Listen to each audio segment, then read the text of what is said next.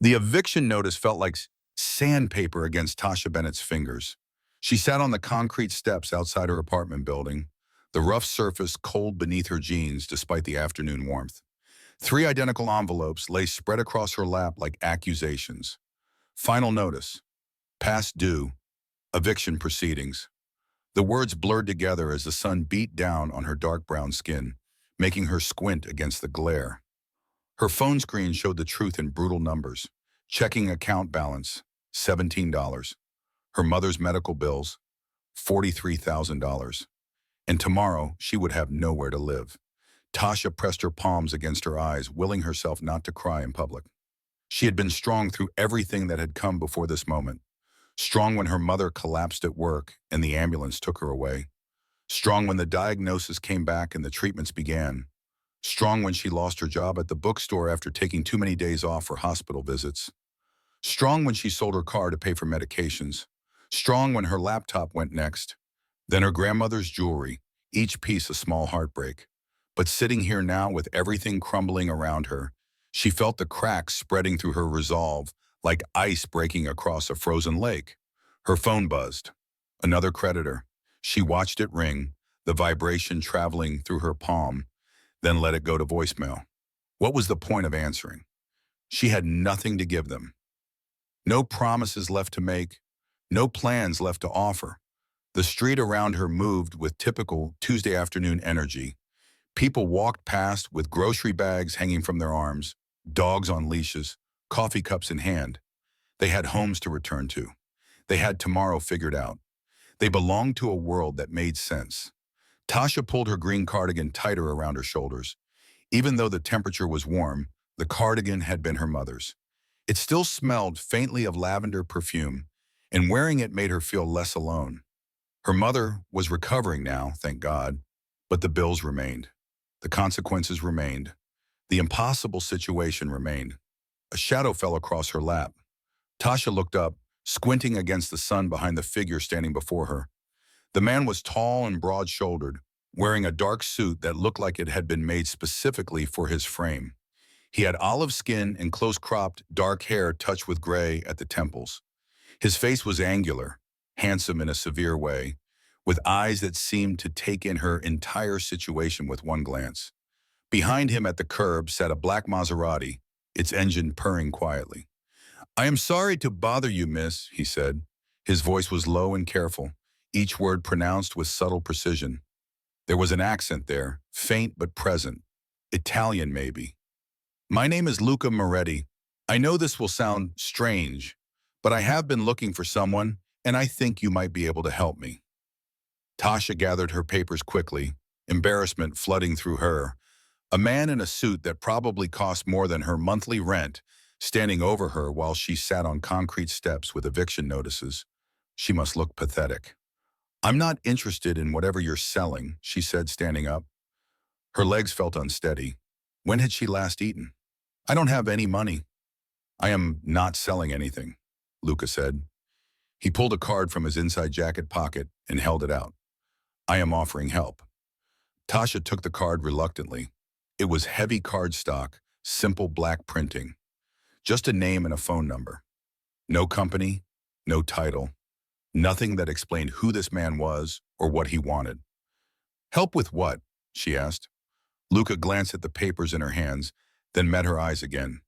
There was something in his gaze that made her uncomfortable. Not threatening exactly, but intense, like he saw through surfaces to the truth beneath. "I have a proposition," he said. "It is unusual, and I understand if you refuse. But I am desperate, and I think we might be able to help each other." Tasha studied him. There was no mockery in his expression. No pity either, just honest desperation that somehow mirrored her own. A man who looked like he owned the world, desperate. It did not make sense. "I'm listening," she said finally. Luca glanced around the street, then back at her. "Perhaps we could speak somewhere more private. My car has air conditioning." Every instinct Tasha had learned growing up told her not to get in a stranger's car. But those same instincts had also told her to save money and work hard, and everything would be fine. Those instincts had failed her. Maybe it was time to try something different. Fine, she said, but the door stays unlocked. Of course. He walked to the Maserati and opened the back door for her. The interior was black leather, immaculate and cool. Tasha slid inside and Luca walked around to enter from the other side. He left both their doors slightly ajar. True to his word, the relief from the heat was immediate. Tasha had not realized how much the sun had been draining her until she felt the cool air on her skin. Luca sat across from her, his posture straight but not stiff. He folded his hands in his lap. Tasha noticed he wore a gold ring on his right hand, heavy and old-looking, with some kind of crest engraved on it. "My daughter turns 5 years old in 1 week," Luca began. "She has been asking about her mother, someone she has never met." Tasha frowned. "I don't understand what this has to do with me." "Her mother left us when Sophie was 3 months old," Luca continued, his voice even but his jaw tight. "She could not handle my life, the responsibilities, the complications. For years I have managed to deflect Sophie's questions. But this year she is adamant. She wants her mother at her birthday party." The pieces were not fitting together in any way that made sense. Tasha waited. "I need someone to pretend to be my wife for 1 week," Luca said, looking directly at her. "To be there for Sophie's birthday. To give her one perfect memory of having both parents present." Tasha stared at him. The words seemed absurd, like something from a movie. "You want me to pretend to be your wife?" "Yes." "For a week?" "Yes." "Why would you ask a complete stranger to do that?" Luca pulled out his phone, tapped the screen a few times, then turned it toward her.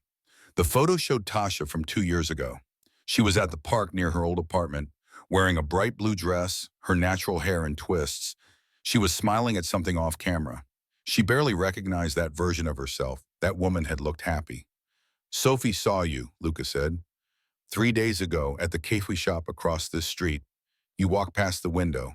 She pointed at you and said, 'Daddy, that lady has a nice smile. She looks like she gives good hugs.' She has not stopped talking about you since." "How did you get this photo?" Tasha asked, unease creeping up her spine. "I have connections," Luca said simply. "I found your social media. I learned about your situation, your mother's illness, your job loss, your eviction." He paused. "I am sorry for your troubles." "Truly, but they are also why I came to you today." Tasha looked down at the eviction notices still clutched in her hand. "You think because I'm desperate, I'll do anything?" "No," Luca said firmly. "I think because you are desperate, you might consider something you would otherwise refuse. There is a difference." "What are you offering?" Tasha asked, even though part of her knew she should not. Should walk away. Should tell this strange man in his expensive car to leave her alone. $100,000, Luca said. $50,000 before you begin. $50,000 when the week is complete. You will live in my home. You will have your own room, your own space. All I ask is that you spend time with Sophie, attend her birthday party, and help me give my daughter one happy memory. $100,000. The number echoed in Tasha's mind. That would pay her mother's medical bills. That would secure an apartment, maybe even a small house. That would give her breathing room to find a real job, to rebuild her life from the ruins it had become. She thought about her mother, still weak but recovering, worried sick about Tasha's situation. She thought about the shelter she would have to call tonight if she could not find a solution. She thought about a 5-year-old girl who just wanted her mother at her birthday party. "Why me specifically?" Tasha asked. "There must be hundreds of women you could hire for this." "Sophie chose you," Luca said. "I could hire an actress, yes, someone who does this professionally. But Sophie saw something in you, something genuine. And I trust my daughter's instincts more than I trust most things in this world." Tasha looked at him, really looked at him. His suit was perfectly tailored but dark, simple. His watch was expensive but not flashy. Everything about him suggested wealth, but quiet wealth, the kind that did not need to announce itself. "What do you do, Mr. Moretti?" she asked. "I handle family business," and he said. The phrase sounded practiced, a deflection. "My work is not relevant to this arrangement. If I'm going to pretend to be your wife, I think it's relevant." Luca was silent for a long moment. Then he said, I do what I must to provide for my daughter and honor my family. Some of my methods are unconventional, but I have rules. I do not harm children. I do not involve innocents. And I keep my word, always. It was not really an answer, but something in his tone told Tasha she would not get more. Not now, maybe not ever. How do I know you'll actually pay me? She asked. Luca reached into his jacket and pulled out an envelope, a thick envelope. He held it out to her. $50,000, he said. Cash. Count it if you like. Your mother's medical bills will be paid by the end of today. I have already made the arrangements. All you have to do is say yes.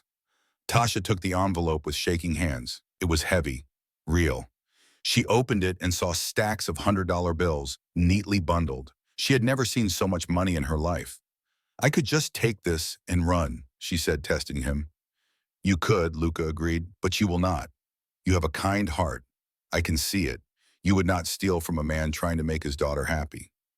He was right, and somehow that made this whole situation even stranger. A man who barely knew her, trusting her with $50,000 in cash.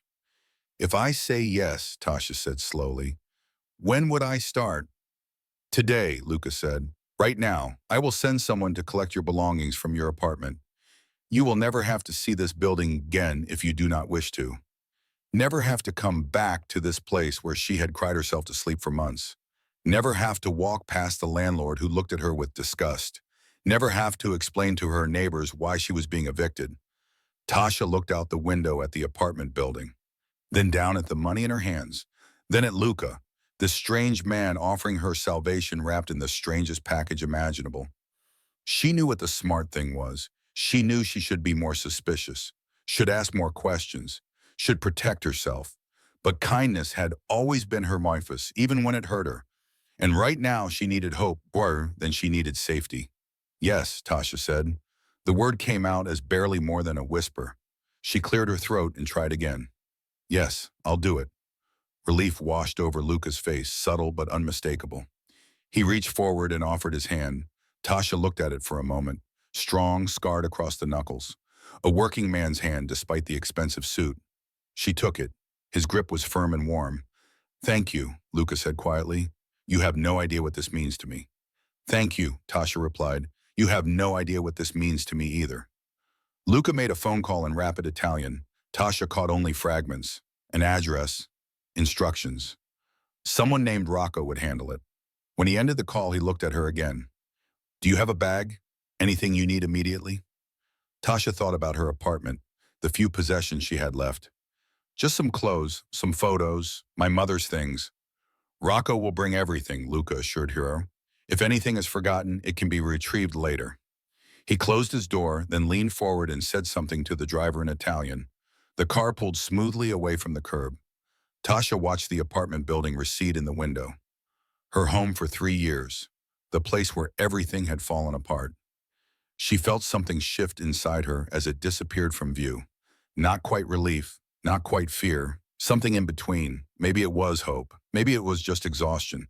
But for the first time in months, she felt like she could breathe. The city streets passed by outside the window, familiar but already distant. Tasha clutched the envelope in her lap and tried to process what she had just agreed to. 1 week. Pretend to be a wife, a mother. Give a little girl a happy birthday. Take the money and rebuild her life. It sounded simple when she thought about it that way. But nothing about Luca Moretti seemed simple. She glanced at him, sitting across from her in the dim interior of the car. He was looking out his own window, his profile stern and thoughtful. What kind of man hired a stranger to pretend to be his wife? What kind of life did he live that his daughter's mother had left? Mr. Moretti, she said. He turned to her. Luca, please. Luca, she corrected. What do I need to know? About you, about Sophie, about this week? Sophie is kind and clever, Luca said. She loves butterflies, books, and asking questions. She will probably ask you many things. Answer truthfully when you can. When you cannot, I will help you. And you? What about me? What do I need to know about you? Luca considered this. I am a private man. I value loyalty above all things. I keep my promises. I protect what is mine. He paused. For this week, you will be mine to protect. Do you understand? There was something in the way he said it that made Tasha's skin prickle. Not threat exactly, but weight, significance. I understand, she said, though she was not entirely sure she did. The car turned onto a street where the buildings grew taller and the trees grew thicker. They were leaving her neighborhood behind, heading somewhere else. Somewhere better or somewhere worse, she could not yet tell. Tasha looked down at the envelope in her lap one more time. $50,000, real, tangible, hers. She had stepped off those concrete steps and into a stranger's car, trusting a man she did not know with a face that promised both danger and protection in equal measure. Her old life was gone. Her new life, whatever it would be, was beginning. And for better or worse, it started now. The city changed as they drove. The buildings grew smaller and farther apart. Chain-link fences gave way to stone walls. Cracked sidewalks became tree-lined streets with names instead of numbers. Tasha watched the transformation through the window, each block taking her further from the world she knew. After 20 minutes, the car slowed. Ahead, iron gates stood between two stone pillars. No sign, no name. Just solid metal worked into an intricate pattern that looked old and expensive. The gates swung open as they approached, operated by someone Tasha could not see. The driveway curved through gardens that looked carefully maintained. Not the bright, cheerful gardens of suburban homes, but something more deliberate. Dark green hedges, mature trees, stone benches positioned in shadowed alcoves. Everything suggested privacy, permanence, control. The house came into view and Tasha felt her breath catch. It was not modern like the glass and steel mansions she had seen in magazines. This was old-world architecture, all stone and dark wood. 3 stories of gray stone with narrow windows. Ivy climbed to one wall. The front entrance was recessed beneath an archway. The heavy door made of wood so dark it was almost black. It looked like something from another time, another country, definitely another world from the cramped apartment she had left behind. The car stopped at the entrance. Luca opened his door and stepped out, then came around to open Tasha's. She climbed out on the unsteady legs, still clutching the envelope, and stood staring up at the house. "Welcome to my home," Luca said simply. Before Tasha could respond, the front door opened. A man emerged, broad and muscular, wearing dark clothes. He had a shaved head and a scar through his left eyebrow. He looked at Tasha with flat, assessing eyes, then nodded to Luca. "Rocco," Luca said, "this is Tasha Bennett. She will be staying with us." Rocco's expression did not change, but he inclined his head slightly to Tasha, a gesture of acknowledgement, not warmth. "Her belongings will stay with us, and Luca asked. "Enzo is collecting them now," Rocco replied. His voice was surprisingly soft for such a large man. "Should be here within the hour." "Good. Where is Sophie?" "In the garden with Diane." Luca nodded and turned to Tasha. "Come, I will show you where you will stay." Tasha followed him through the entrance and into the house. The interior matched the exterior's promise. The floors were dark hardwood, worn smooth by time. The walls held oil paintings in heavy frames, landscapes and portraits of severe-looking people. The furniture was substantial, the kind that would last generations. Everything spoke of money, but old money, established, rooted. The lighting was dim, coming from wall sconces that cast warm, low light rather than the bright overhead fixtures Tasha was used to. It created an atmosphere of quiet and shadow, making her want to speak in whispers. They climbed a wide staircase to the second floor. The hallway was long with doors on both sides. Luca walked to the third door on the right and opened it. "This will be your room," he said, stepping aside so she could enter. The room was larger than her entire apartment had been. A 4-poster bed dominated one wall, made up with dark blue linens. There was a dresser, a desk, a sitting area with 2 chairs near a window. Another door led to a private bathroom. Everything was clean and elegant without being ostentatious. Tasha walked to the window. It overlooked the back garden, where she could see a little girl in a yellow dress running between flower beds, while an older woman watched from a bench. "That is Sophie," Luca said, coming to stand beside her. His voice had softened. "And Diane, our housekeeper. She has been with the family for 20 years. She knows the truth about our arrangement. Tasha watched the little girl.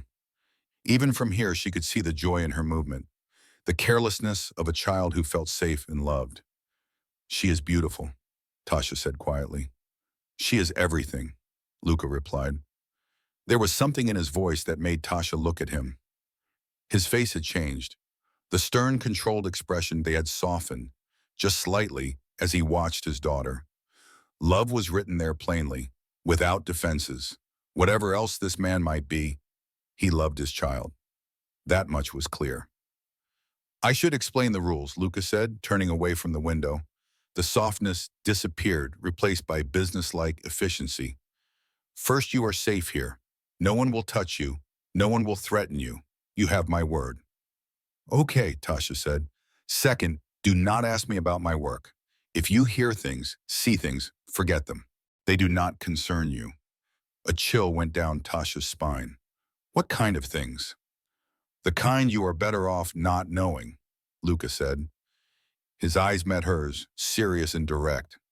I am trusting you in my home, around my daughter. But there are boundaries.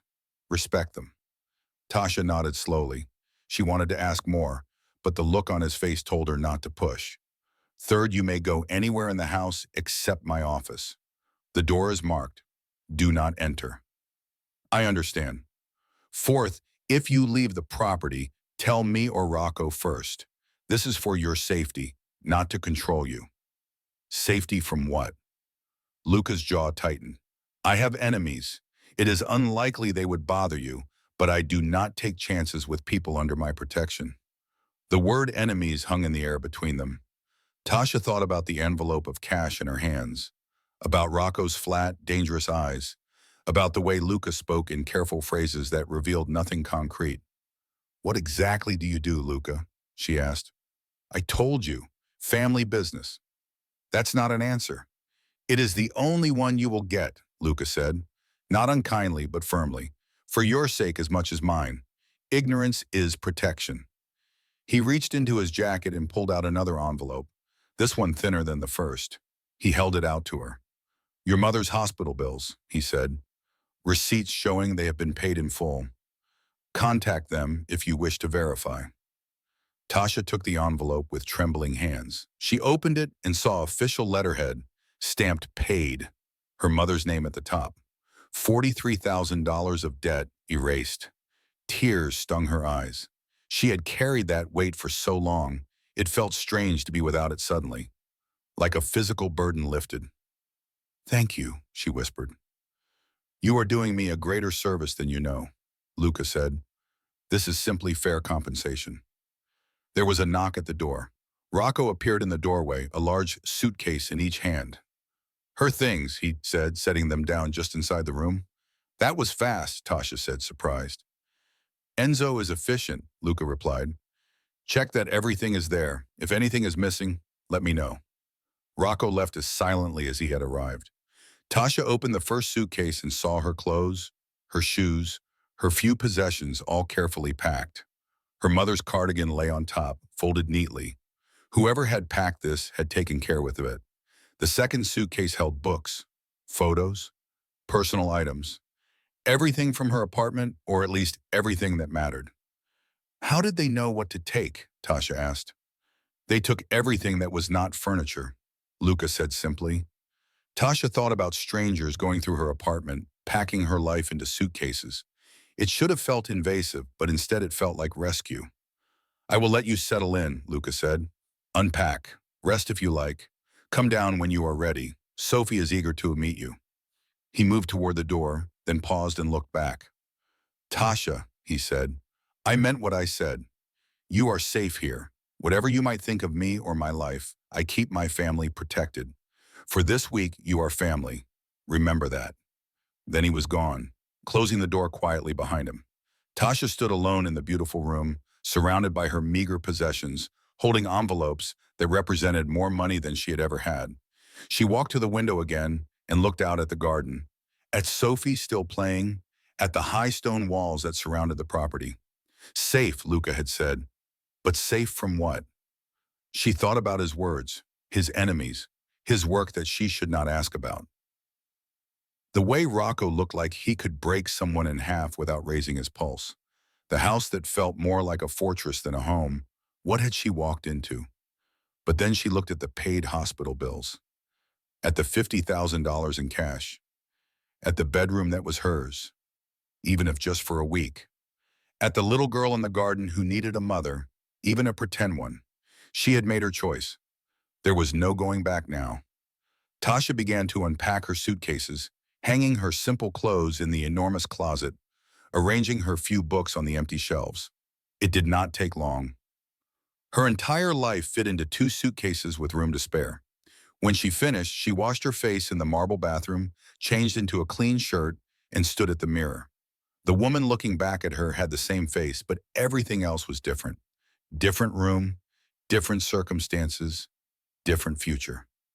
She took a deep breath, squared her shoulders, and left the room. The house was quiet as she descended the stairs. She could hear faint voices somewhere but could not place them. The paintings on the walls watched her pass with severe expressions. She felt like an intruder, out of place in all this dark elegance. She found her way to a set of French doors that opened onto the back garden. Through the glass, she could see Sophie still playing, now sitting in the grass examining something in her hands. Diane sat on the bench nearby, knitting. Tasha pushed open the door and stepped outside. The garden was beautiful in a subdued way. The flower beds held blooms in deep colors, purples and reds and dark pinks. Stone paths wound between them. In the far corner stood what looked like a small greenhouse. Sophie looked up at the sound of the door opening. Her eyes went wide. "Daddy!" she called, scrambling to her feet. "Daddy, the nice lady is here." Luca emerged from somewhere on the other side of the garden. He must have been working out there, Tasha realized. He walked toward them, and Sophie ran to meet him, grabbing his hand and pulling him toward Tasha. "Is this her? Is this the lady from the coffee shop?" Sophie asked, bouncing on her toes. "Yes," Luca said, his face softening again as he looked at his daughter. "Sophie, this is Tasha. Tasha, my daughter Sophie." Sophie stared up at Tasha with enormous dark eyes, taking in every detail. Then she smiled, and it was like the sun coming out. "You really do have a nice smile," Sophie said. "I was right." Tasha knelt down to Sophie's level, her heart already melting. "Thank you, so do you. Do you really give good hugs?" "I hope so. Can I test?" Tasha opened her arms, and Sophie stepped into them without hesitation. She wrapped her small arms around Tasha's neck and squeezed tight. She smelled like grass and sunlight and something sweet. "Good hug confirmed," Sophie announced, pulling back. "Are you really going to be my mommy for my birthday?" Tasha glanced up at Luca, who nodded slightly. "Yes," Tasha said gently, "if that is okay with you." "It is very okay with me," Sophie said seriously. "I have been wanting a mommy for a very long time. Even if it is just for a little while, it is still good." The simple honesty of it broke something in Tasha's chest. She thought about this little girl growing up without a mother, watching other children with their families, wanting something she could not have. "Then I am very happy to be here," Tasha said. Sophie beamed. Then she grabbed Tasha's hand. "Come on, I will show you my butterfly collection. I have 17 different kinds. Well, pictures of them. Daddy says I cannot keep real ones because they need to be free." As Sophie pulled her toward the greenhouse, Tasha looked back at Luca. He stood watching them, his expression unreadable in the late afternoon light, but something in his eyes looked almost grateful. Tasha let herself be led away by the chattering 5-year-old, and for the first time since agreeing to this strange arrangement, she felt like maybe, just maybe, she could actually do this. For 1 week she would be a mother. For 1 week she would give this child what she wanted. It was the least she could do for the man who had saved her life, even if she still was not entirely sure what kind of man he really was. Morning light filtered through the heavy curtains when Tasha woke. For a moment she forgot where she was. The bed was too soft, the room too quiet, the ceiling too far away. Then memory returned in a rush. The eviction notice. Luca Moretti.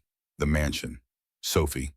She sat up and looked around the elegant room that was hers for the next week. Her clothes hung in the closet. Her mother's cardigan lay across the chair. The envelope with $50,000 sat locked in the desk drawer, real and impossible at the same time. A knock at the door made her jump. "Miss Tasha?" A woman's voice, older and warm. "May I come in?" "Yes," Tasha called, pulling the blanket up self-consciously. The door opened and Diane entered, carrying a tray. She was perhaps 60, with gray hair pulled back in a neat bun and kind eyes that crinkled at the corners. She wore simple clothes and moved with the ease of someone completely comfortable in this house. "Good morning," Diane said, setting the tray on the desk. "I brought you coffee and some breakfast. I did not know what you liked, so I made a little of everything." The tray held coffee, juice, toast fruit, and eggs. More food than Tasha usually ate in a day. "Thank you," Tasha said. "You did not have to do this." "Mr. Moretti asked me to make sure you were comfortable," Diane replied. She studied Tasha with eyes that seemed to see everything. "He told me about the arrangement. I want you to know I think it is kind of you to help." "He is paying me well," Tasha said. "Money is not the same as kindness," Diane said. "You could have said no. Many would have. Sophie is a special child, and she deserves good people around her." There was a warning in those words, gentle but clear. "Hurt Sophie, and you will answer for it." "I will do my best by her," Tasha promised. Diane's expression softened. "I believe you will. Sophie has been up since dawn, asking when you would wake. She is very excited." "Where is she now?" "In the garden, naturally. That child lives outside when she can." Diane moved toward the door, then paused. "A word of advice, if I may." "Please." "Mr. Moretti's life is complicated. There are things in this house you will see and hear. My advice is to see nothing and hear nothing. It is safer that way." The same warning Luca had given, phrased differently but with the same weight. "I understand," Tasha said. "Good. Eat your breakfast. Take your time. Sophie will wait, though not patiently." Diane smiled and left, closing the door quietly. Tasha ate slowly, thinking about warnings and charades and the strange world she had entered. The coffee was perfect, rich and strong. The food was simple but prepared with care. Everything in this house seemed to exist in that space between luxury and restraint. When she finished, she dressed in jeans and a simple blouse, brushed her hair, and went downstairs. The house felt different in daylight, still shadowed and serious, but less intimidating. She could hear birds outside, the distant sound of someone speaking Italian, the quiet hum of a house at work. She found her way to the French doors and stepped into the garden. Sophie spotted her immediately and came running, a book clutched to her chest. "You are awake, finally. I have been waiting forever." Sophie grabbed Tasha's hand. "Come sit with me. I want to show you my butterfly book." She pulled Tasha to a bench under a large oak tree. Sophie climbed up and opened her book, which was filled with photographs and hand-drawn pictures of butterflies. "This is my favorite," Sophie said, pointing to a blue morpho butterfly. "It is blue like the sky. And this one is called a monarch. It travels thousands of miles. Can you imagine? Being so small but going so far." Tasha listened as Sophie explained each butterfly with serious concentration. The child knew scientific names, habitats, life cycles. She spoke with passion and precision, her small face intent. "You know a lot about butterflies," Tasha said. "Daddy got me books," Sophie explained. "He says if I love something, I should learn everything about it." So I did. "Your daddy is a smart man." "He is the smartest," Sophie agreed, "and the strongest, and the best daddy in the whole world." The absolute certainty in her voice made Tasha smile. Whatever Luca Moretti might be in the rest of his life, to his daughter, he was simply perfect.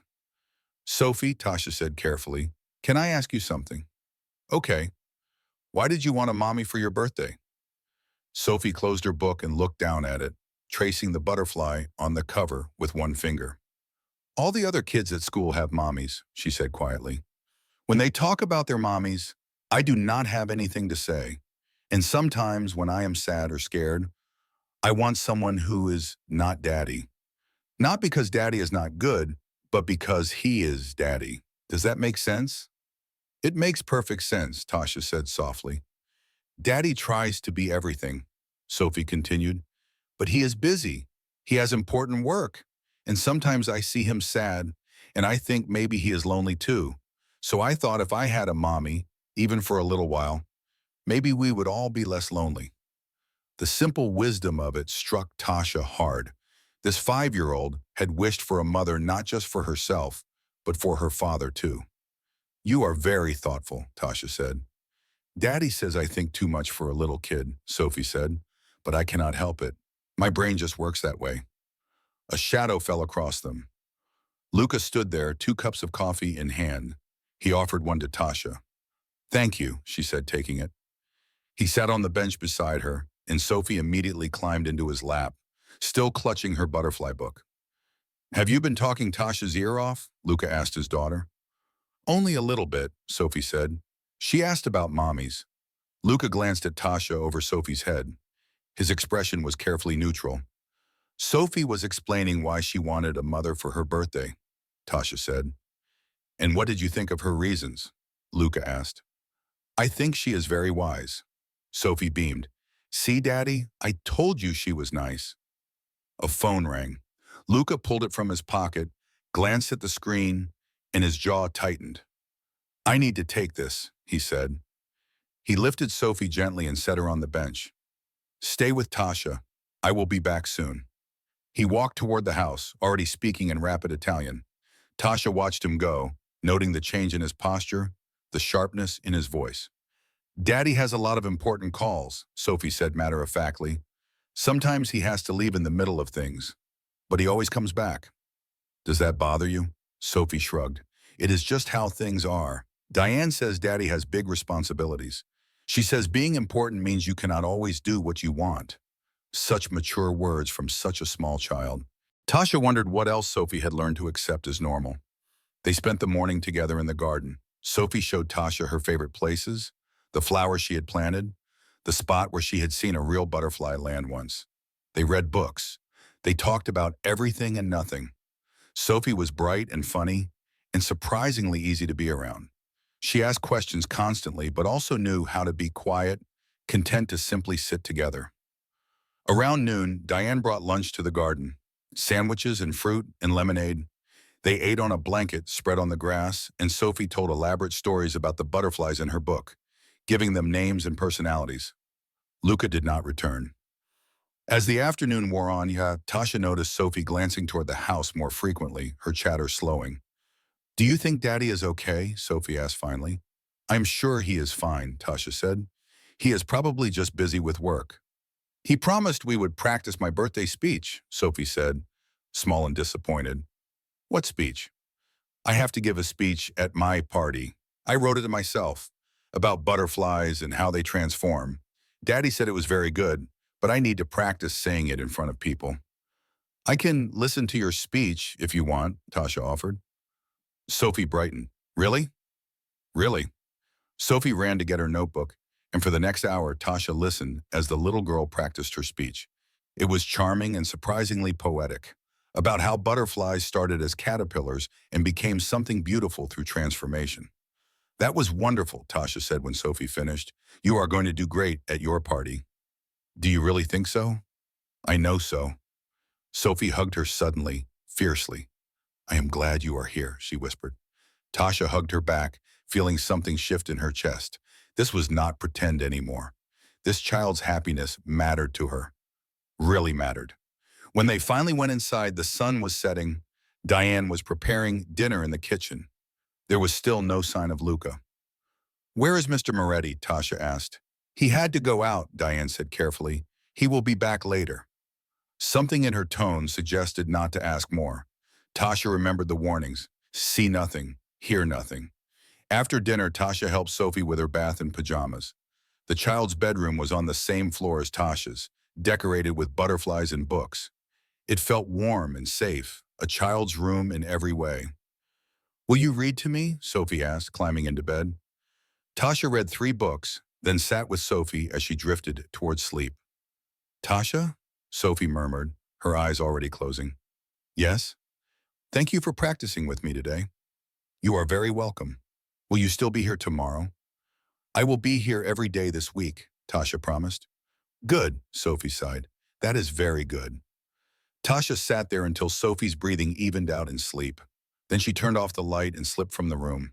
The house was quiet, dark except for the low wall sconces. Tasha walked back to her own room, thinking about the day, about Sophie's brightness and Luca's absence, and the strange normalcy that had settled over everything. She had been here less than 24 hours, and already it felt like more than just a job. Already Sophie felt like more than just an assignment. Late that night, Tasha heard a car in the driveway. She went to her window and looked down. Luca was getting out of the Maserati, Rocco beside him. Even in the dim light, she could see something wrong with Luca's posture. Stiff, careful. Rocco said something. Luca shook his head. They disappeared into the house. Tasha climbed back into bed and lay there in the dark, thinking about warnings and secrets in the man who had saved her life for reasons she still did not fully understand. Whatever Luca Moretti did in his complicated life, Sophie loved him, and that had to count for something. For the next 6 days, Tasha would be this child's mother. She would give Sophie the happiest birthday possible. She would earn every dollar of the money Luca had paid her, and she would not ask questions about the rest, even though every instinct told her she should. The days began to blend together in a rhythm that felt both strange and natural. Tasha woke each morning in the elegant room, had breakfast with Sophie, spent hours in the garden or reading stories. It was like playing house, except the house was a mansion and the stakes were $100,000. On the third day, Sophie asked the question Tasha had been dreading. They were in the greenhouse, examining a chrysalis Sophie had found. The child held it carefully in her palm, her face serious with concentration. Tasha, Sophie said without looking up, why did my mommy leave? Tasha's breath caught. She glanced toward the garden where Luca stood talking on his phone, too far away to help. I do not know, sweetheart, Tasha said carefully. Sometimes people have reasons we cannot understand.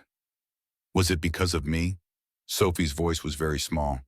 No, Tasha said firmly, kneeling down to Sophie's level. It was never because of you. You are wonderful and smart and kind. If someone left, it was their problem, not yours. Diane says my birth mother could not handle Daddy's life, Sophie said. What does that mean? Tasha chose her words carefully. It means your daddy has a complicated job.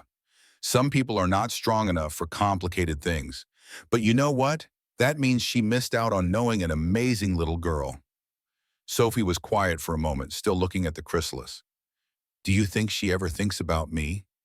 I think anyone who knew you would think about you, Tasha said honestly. How could they not? Sophie looked up at her then, dark eyes searching. Will you leave after my birthday? The question pierced Tasha's heart. She had been trying not to think about the end of the week, about going back to her real life and leaving this child behind. That is the plan, Tasha said gently. But what if I do not want you to go? Sophie, what if you could stay? What if you liked it here, and you liked me, and you stayed? Tasha pulled Sophie into a hug, feeling the small body tremble slightly. I already like you, very much. But this is just for your birthday, remember? That was the agreement.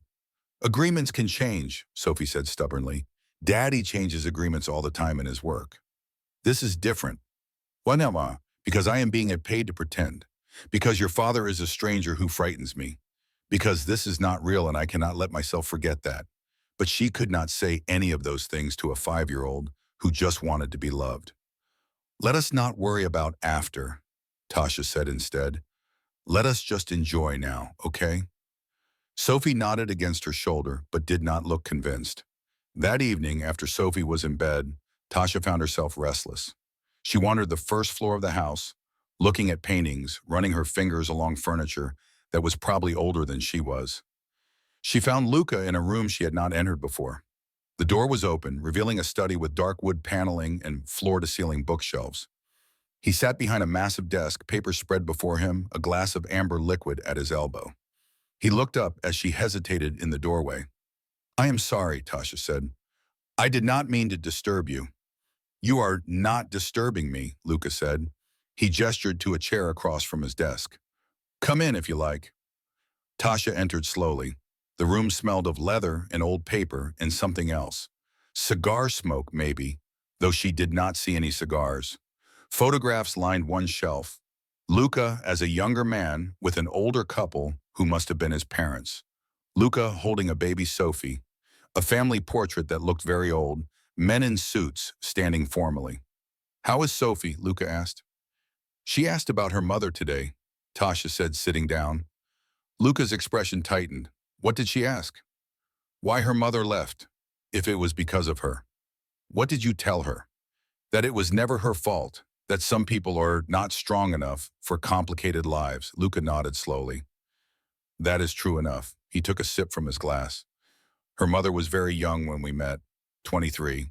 She thought she wanted this life, the security, the protection.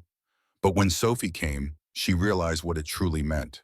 The isolation, the secrets, the danger. What happened? She left one night while Sophie slept, Luca said, his voice flat. Left a note, said she could not do it anymore, that she was sorry, but she had to save herself. He paused. I understood. This life is not for everyone. But Sophie does not understand. She just knows her mother chose to leave her. That must be hard for both of you. I would take all of Sophie's pain if I could, Luca said. But I cannot. I can only try to give her everything else. Love, security, happiness where possible. You are a good father, Tasha said. Luca looked at her for a long moment. You are good with her. Better than I expected. She has been happier these past few days than I have seen her in months. She is easy to love. Yes, Luca agreed quietly. She is. Somewhere in the house, a phone rang. Luca glanced at his watch and frowned. I am sorry, he said. I need to take this. Of course, Tasha stood to leave, but Luca's voice stopped her. Tasha, he said, thank you, truly. You are giving Sophie something I could not give her myself. I will not forget that. Tasha nodded and left the study. As she climbed the stairs, she heard Luca's voice change, becoming harder, colder. Speaking Italian again, the words clipped and sharp. She remembered Diane's warning. See nothing, hear nothing. But it was getting harder to pretend she did not notice things. The men who came to the house at odd hours. The phone calls that made Luca's face turn to stone. The way Rocco watched everything with those flat, dangerous eyes. On the fourth day, something happened that made the pretending impossible. It was late afternoon. Sophie was napping, worn out from playing in the garden. Tasha was in her room reading when she heard voices downstairs. Not unusual, except these voices were raised. Angry. She went to her door and opened it carefully.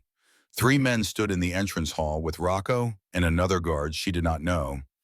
They wore expensive suits, but their faces were hard, dangerous. One was gesturing sharply, speaking in rapid Italian. Then Luca descended the stairs. The change in him was immediate and absolute. The gentle father disappeared. In his place stood someone else, someone cold and commanding. He spoke one word, quiet but sharp as a blade, and the 3 men fell silent. Tasha watched from the shadows of the upstairs hallway as Luca spoke to them. She could not understand the words, but she understood the dynamic. These were not business associates. These were men who feared Luca, who had come to him for something, or perhaps to explain something. The conversation went on for several minutes. At one point, one of the men tried to argue. Luca stepped closer to him, not touching, just closing the distance. His voice dropped even lower. Tasha could not hear what he said, but the man paled and nodded quickly. Then Luca gestured toward the door, and the 3 men left. Fast, Rocco said something. Luca replied, then turned and looked directly at the shadows where Tasha stood hidden. You can come out, he said in English. I know you are there. Tasha stepped forward, her heart pounding. She descended the stairs slowly. Luca waited at the bottom, his expression unreadable. I am sorry, she said. I heard voices. And now you are curious, Luca said. It was not a question. No, I am not asking. But you are wondering. He studied her face. Come with me. He led her back to his study and closed the door. He poured himself another drink, but did not offer her one. Instead, he stood at the window, looking out at the garden where Sophie had played hours earlier. I told you not to ask about my work, Luca said. I did not ask. But you saw. And seeing is almost the same thing. He turned to face her. I cannot explain what you witnessed, but I need to know, will it be a problem? A problem? Will you leave? Break our arrangement? Take Sophie's birthday away because you are frightened of what you do not understand? Tasha thought about it. She should be frightened. Those men had looked dangerous, and Luca had looked even more dangerous. Everything about this situation screamed that she should run. But then she thought about Sophie napping upstairs, about her speech she was still practicing, about the way she hugged Tasha every morning like she was afraid Tasha might disappear. "I made a promise," Tasha said. "To Sophie and to you, I keep my promises. Even when you are scared?" "Especially then." Luca studied her for a long moment. Something in his expression shifted. Respect maybe, or surprise. "You are braver than you think," he said quietly. "Or more foolish." "Perhaps both." He moved to his desk and pulled out an envelope. Not money this time, but photographs. He hesitated, then held them out to her. "If you are going to be in this house, you should understand why I do what I do," he said. Tasha took the photos. They showed a younger Luca with his parents, a restaurant, people eating and laughing. Then more photos. The same restaurant, but destroyed. Windows broken, tables overturned. "My father owned that restaurant," Luca said. "Worked his whole life to build it. Then someone decided he should pay for protection. My father refused, so they burned it down. He died trying to save it." Tasha looked up at him. "I was 18, Luca continued. "My mother died of grief 6 months later. I had a choice, run or take my father's place, make sure no one could hurt my family again." He took the photos back. "I chose to stay. I chose to become what was necessary to protect what was mine." "You became what those men were," Tasha said quietly. "No," Luca said sharply. "I became what stops those men. There is a difference. I have rules. I do not hurt innocents. I do not prey on the weak. I provide protection to those who need it, and I punish those who break faith. That is all." Is that what those men did? Break faith? They thought they could skim from what they owed. They were wrong. Luca put the photos away. "I do not expect you to approve, but I needed you to understand everything I do for family, for Sophie, so she never has to be afraid." Tasha thought about her own mother, the medical bills that would have destroyed them both, about how desperate she had been, about how this man had saved her without knowing her simply because his daughter smiled at a stranger. "I understand," she said. "Do you?" "My mother was dying and no one cared," Tasha said. "The hospital cared about money. The creditors cared about payments. No one cared that she was a person, that I was drowning.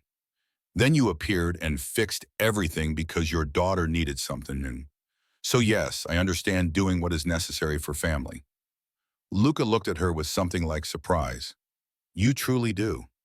"I do not have to understand all of it," Tasha said. "I just have to know you are good to Sophie, and you are. Whatever else you might be, you love your daughter. That is enough for me." A phone buzzed. Luca glanced at it and sighed. "I have to go out tonight," he said.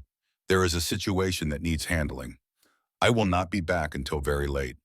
"Okay." "Rocco will be here. If you need anything, ask him. If anything seems wrong, anything at all, you go to Sophie's room and you lock the door. Understand?" A chill went down Tasha's spine. "You think something might happen?" "No," Luca said, "but I prepare for possibilities. That is how I keep people safe." He walked to the door, then paused and looked back at her. "3 more days," he said. "3 more days and Sophie has her birthday. Then you can go back to your life and forget all of this." "Will Sophie be able to forget?" Luca's jaw tightened. "She will have to." Then he was gone. Tasha stood alone in the study, surrounded by books and shadows and the lingering smell of cigar smoke at Demone. She thought about dangerous men and broken restaurants and a 5-year-old girl who just wanted to be loved. She thought about leaving, taking her money and running before things got more complicated. But then she thought about Sophie's face when she practiced her speech, about the trust in her eyes when she asked Tasha to read just one more book, about the way she hugged like she was trying to memorize the feeling. 3 more days. Tasha could do 3 more days, even if those days came with secrets she did not want and danger she did not understand. She left the study and went upstairs. Sophie was awake, sitting in bed with her butterfly book. "There you are," Sophie said. "I had a dream about a butterfly that could talk. Can we draw it?" "Of course we can," Tasha said, sitting beside her arm. And for the rest of the evening, they drew talking butterflies and made up stories and pretended that everything was simple and safe and normal. Even though Tasha now knew it was anything but, the morning of Sophie's birthday arrived with golden sunshine and nervous energy. Tasha woke early to find the household already in motion. Diane was directing workers who were setting up tables in the garden. Rocco supervised security, and Sophie was practically vibrating with excitement. "It is my birthday," she announced, bursting into Tasha's room before Tasha had even gotten out of bed. "I am 5 years old today." "That is a whole hand." She held up 5 fingers, grinning. "Happy birthday, sweetheart," Tasha said, pulling her into a hug. Sophie squeezed her tight. "Is it time for presents yet?" "After breakfast," your father said. "Daddy is already awake. He has been awake since forever, making sure everything is perfect." Sophie bounced on the bed. "He does that every year. Gets up super early and checks everything a million times." Tasha smiled at the image of Luca, the dangerous man from last night, fussing over birthday party details like any other father. They went downstairs together. The house had been transformed. Purple and blue streamers hung from doorways. Butterfly decorations covered every surface. The dining room table was set for a special birthday breakfast. Luca stood in the kitchen talking to Diane. He wore dark slacks and a white shirt, sleeves rolled to his elbows. He looked tired but softened when Sophie ran to him. "Papa," she shouted, using the Italian word she saved for special moments. "Everything looks so beautiful." "Only the best for my birthday girl," Luca said, lifting her easily. 5 years old. When did you get so big?" "I grew," Sophie said seriously. "That is what children do." Luca laughed, and the sound transformed his face. Tasha saw what he must have been like before life made him hard. Young and open and easy. "Come," he said, setting Sophie down. "Breakfast first, then presents, then we prepare for your party." Breakfast was pancakes shaped like butterflies, Sophie's favorite fruit, and hot chocolate with whipped cream. Sophie talked nonstop, too excited to eat much. She told them about her dream where she could fly like a butterfly. She asked if the caterpillar she had been watching would emerge today as a birthday present to her. She wanted to know if all her friends from school would definitely come. Everyone said yes, Luca assured her. 23 children and their parents. Tasha felt her stomach tighten. 23 children meant 40-plus adults. All pretending to be Luca's wife in front of that many people suddenly felt much more real and much more dangerous. Luca seemed to sense her tension. He caught her eye and gave a small nod. "You can do this," his look said. After breakfast, they moved to the living room for presents. Sophie sat surrounded by gifts, her eyes huge. There were dolls and books and art supplies, a new bicycle with training wheels, a telescope because she had mentioned once that she wanted to see the stars better. But the last present made her gasp. A glass case containing a preserved butterfly, blue and iridescent and perfect. "It is a blue morpho," Luca said quietly, "from the Amazon. It lived its full life and died naturally. Now it can stay beautiful forever." Sophie's eyes filled with tears. "It is perfect, Papa. It is the most perfect thing ever." She hugged him so hard Luca's eyes closed, and Tasha saw something raw and vulnerable cross his face. Love so intense it was almost painful. "I will treasure it always," Sophie whispered. The morning passed in a blur of preparation. Sophie wanted to help with everything, so Tasha found tasks for her. They arranged flowers. They set out plates. They tested the butterfly piñata to make sure it would break properly. Diane worked miracles in the kitchen. A 3-tier cake decorated to look like a butterfly garden emerged, perfect and beautiful. There were sandwiches cut into butterfly shapes, fruit arranged in flower patterns. Everything Sophie had dreamed of. Guests began arriving at 2 o'clock. Tasha stood beside Luca at the entrance, her heart pounding as they greeted people together. Most were parents from Sophie's school, normal families with normal lives. But some were different. Men who arrived in expensive cars with hard eyes that assessed everything. They greeted Luca with respect that bordered on fear. His world and Sophie's world, colliding. "You must be Tasha," one mother said warmly. "Sophie talks about you all the time. She is so happy to have you here." "Thank you," Tasha managed. "We are happy to be celebrating together." The lie came easier than she expected. Or maybe it was not entirely a lie. She was happy to celebrate Sophie's birthday. That part was real.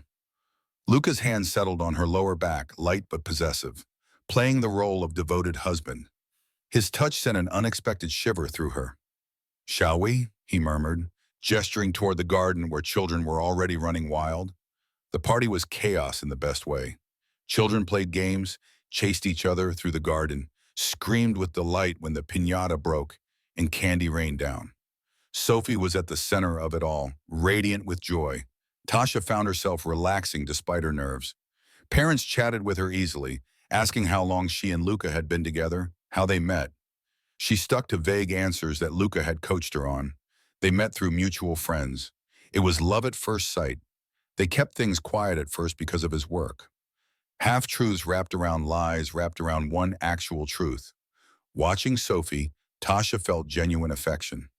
That part needed no pretending. Luca moved through the crowd with easy authority. He was charming when needed, courteous to everyone, attentive to Sophie's every need. But Tasha noticed how some of the harder-looking men would pull him aside for brief, intense conversations. Business, even at his daughter's birthday party. One man in particular caught Tasha's attention. He was older, perhaps 60, with silver hair and a face that had seen too much.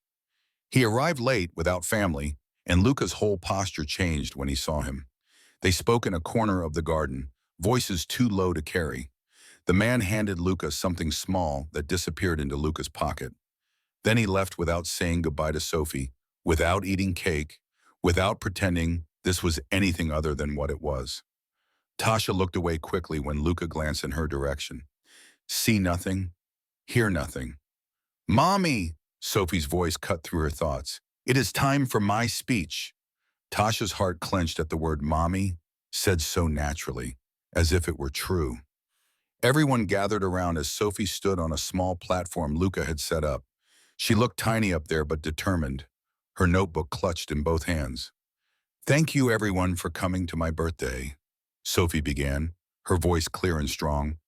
"I am 5 years old today, and I have been learning about butterflies. Did you know that butterflies start as caterpillars? They are small and they crawl on the ground. But then something amazing happens. They build a chrysalis, and inside they transform. When they come out, they can fly." She paused, looking at her notes, then looked up at the crowd. "I think people can transform too," she continued. "Maybe not with wings, but in other ways. My papa says that sometimes life is hard, but we can become something beautiful anyway. He says that being brave means choosing to grow even when it is scary, like the caterpillar choosing to change, even though it does not know what it will become." Tasha felt tears sting her eyes. Beside her, Luca had gone very still. "This year, I learned that families can transform too," Sophie said, her eyes finding Tasha. "Sometimes people come into your life when you need them, and they help you become something better. They help you flip wasi. So today I want to thank my papa for always believing I could fly, and Tasha for helping me learn how." The crowd applauded. Parents smiled and whispered about how articulate she was, but Tasha could barely breathe past the lump in her throat. Sophie climbed down and ran straight to Tasha, wrapping her arms around her waist. "Did I do good?" she whispered. "You did perfect," Tasha whispered back, holding her tight. When she looked up, Luca was watching them. The expression on his face was complicated, grateful, sad, something else she could not name. The cake came next. Sophie blew out 5 candles and made a wish she refused to tell anyone. They ate and played more games, and the afternoon stretched into evening. As parents started collecting their tired children and saying their goodbyes, one woman approached Tasha. "You are so good with Sophie," she said. "Luca is lucky to have found you. That man has been alone too long." "Thank you," Tasha said softly. "And Sophie needed a mother," the woman continued. "Every little girl does. I am glad she has you now." The words were kind, but they cut deep, because Sophie did not have her. Not really, not beyond this week. In 2 more days, Tasha would leave, and Sophie would be alone again with her father and his complicated, dangerous life. After the last guest left, Sophie crashed hard. One moment she was helping clean up, The next she was yawning so wide Tasha could see her tonsils. "Time for bed, birthday girl," Luca said, scooping her up. "But I am not tired," Sophie protested, even as her eyes drooped closed. "Of course not," Luca agreed solemnly. "You are just resting your eyes." Tasha followed them upstairs. Together, she and Luca got Sophie into pajamas and tucked into bed. The child barely made it through one bedtime story before she was asleep, the blue Morpho case on her nightstand where she could see it first thing in the morning. Luca stood beside the bed for a long moment, looking down at his daughter. Then he leaned down and kissed her forehead. "Sweet dreams, little one," he whispered. They left the room quietly, pulling the door almost closed behind them. In the hallway, they stood in awkward silence. "Thank you," Luca said finally. Today was everything she wanted. "She is a special child," Tasha replied. "Yes," Luca agreed. "She is." He hesitated, then said, "Her speech, when she talked about transformation and families, she meant you." "I know. 2 more days," Luca said, his voice tight. "Then you leave, and I have to explain to her why another mother walked away." The accusation in his words stung. "That is not fair. This was your arrangement, not mine." "I know," Luca said tiredly. "I am not blaming you. I am blaming myself. I thought I could give her one perfect birthday. I did not think about what comes after." "What does come after?" Tasha asked. Luca looked at her for a long moment. "I do not know," he admitted. "For the first time in a very long time, I do not have a plan." He walked away, heading downstairs where Rocco and the cleaning crew were still working. Tasha went to her own room and sat on the bed, emotionally exhausted. Sophie's speech replayed in her mind. Sometimes people come into your life when you need them, and they help you become something better. Tasha thought about herself 2 weeks ago, sitting on concrete steps with eviction notices, hopeless and broken. She thought about how much had changed in such a short time. She thought about Sophie, who had wished for a mother and somehow gotten exactly what she wanted, even if just for a little while. And she thought about Luca, who loved his daughter so much he had hired a stranger to give her one happy birthday, who lived in shadows but built butterfly gardens, who was dangerous and gentle in equal measure. 2 more days. Then this strange dream would end and she would return to real life. But as Tasha lay in bed that night, she wondered if real life would feel real anymore, or if some part of her would stay here always, in this house with its secrets and its sadness and its unexpected moments of joy. Tomorrow was day 6, the day after was day 7. Then the arrangement ended. She had thought she was ready for that. Now she was not so sure. The morning after the party dawned quiet and gray. Tasha woke with a heaviness in her chest that had nothing to do with the weather. Day 6, one more day after this, and the arrangement would be complete. She would take her money and leave, and Sophie would wake up to discover another mother had disappeared from her life. The thought made Tasha feel sick. She dressed slowly, putting off the inevitable moment when she would have to face Sophie, face Luca, face the fact that she had let herself care about people she was supposed to be pretending with. When she finally went downstairs, she found Sophie at the kitchen table with Diane, both of them looking at photos from yesterday's party on Diane's phone. Sophie's face was bright with leftover joy. "Tasha," Sophie called, "look at this picture. You and me and Papa all together by the cake. We look like a real family." The words were innocent, but they cut deep. Tasha came to look at the photo. Sophie was right. In the image, Luca had his arm around Tasha's shoulders while Sophie stood in front of them, all three smiling. They did look like a real family, not an arrangement, not a business transaction, just 3 people who belonged together. "It is a beautiful picture," Tasha said softly. "Diane is going to print it for me," Sophie said. "I am going to put it in a frame in my room, so I can always remember my best birthday ever. Always remember. Like a memorial. Like something that was already over." "Where is your father?" Tasha asked. "He had to go out early," Diane said, and something in her tone made Tasha look at her sharply. The older woman's face was carefully neutral, but her eyes held worry. "Is everything okay?" "Fine," Diane said quickly, too quickly. "Just business. He will be back soon." But noon came and went with no sign of Luca. Sophie worked on a puzzle with Tasha, chattered about school starting next week, asked if Tasha could help her organize her new toys. Normal 5-year-old things, except every so often she would glance toward the door, waiting for her father. By 2 o'clock, Tasha could feel the tension radiating from Diane. The housekeeper kept checking her phone, kept looking out windows, kept finding reasons to walk past the front entrance. Diane, Tasha said quietly when Sophie was in the bathroom. What is going on? Nothing, Diane said. Please. I have been here almost a week. I know when something is wrong. Diane looked at her for a long moment, then sighed. There was a situation with some business associates. Mr. Moretti went to handle it this morning. He said he would be back by noon. And he is not back. He is not answering his phone. Fear twisted in Tasha's stomach. Should we call someone? The police advised. Diane actually laughed, though there was no humor in it. The police cannot help with this kind of trouble. Then what do we do? We wait, Diane said, and we keep Sophie from worrying. But Sophie was too smart not to notice. As the afternoon dragged on, she grew quieter, more anxious. She wanted to stay near the front windows. She asked repeatedly when Papa would be home. Tasha ran out of reassuring answers.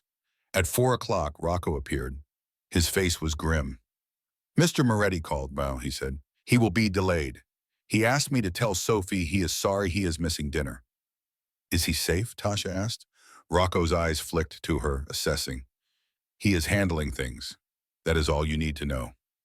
Did he say when he would be back? No. Rocco left before she could ask more questions.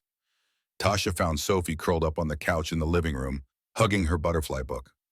Papa is not coming home for dinner, Sophie said, her voice small. He got held up with work, Tasha said, sitting beside her. But he will be home as soon as he can. He promised Rocco. He always comes home for dinner, Sophie said. Always, unless something is really wrong. Tasha pulled Sophie into her lap, holding her close. Your papa is very strong and very smart. He will be fine. You do not know that. She was right. Tasha did not know that. She did not know anything about Luca's world, about the dangers he faced, about what kind of situation could keep him away this long. They ate dinner without him. Sophie barely touched her food. Afterward, Tasha tried to distract her with games and stories, but Sophie's attention kept drifting to the window, to the driveway, waiting. At 8 o'clock, Tasha put Sophie to bed. The child clung to her, tears finally spilling over. What if he does not come back? Sophie whispered. What if something bad happened? Your father will come back, Tasha said firmly. He would never leave you. You are his whole world. Promise? Tasha knew she should not promise something she could not control. But looking at Sophie's terrified face, she could not help herself. I promise, she said, your papa loves you too much to ever not come home. Sophie finally fell asleep, but fitfully, jerking awake at every small sound. Tasha sat beside her bed for hours, stroking her hair, murmuring reassurances.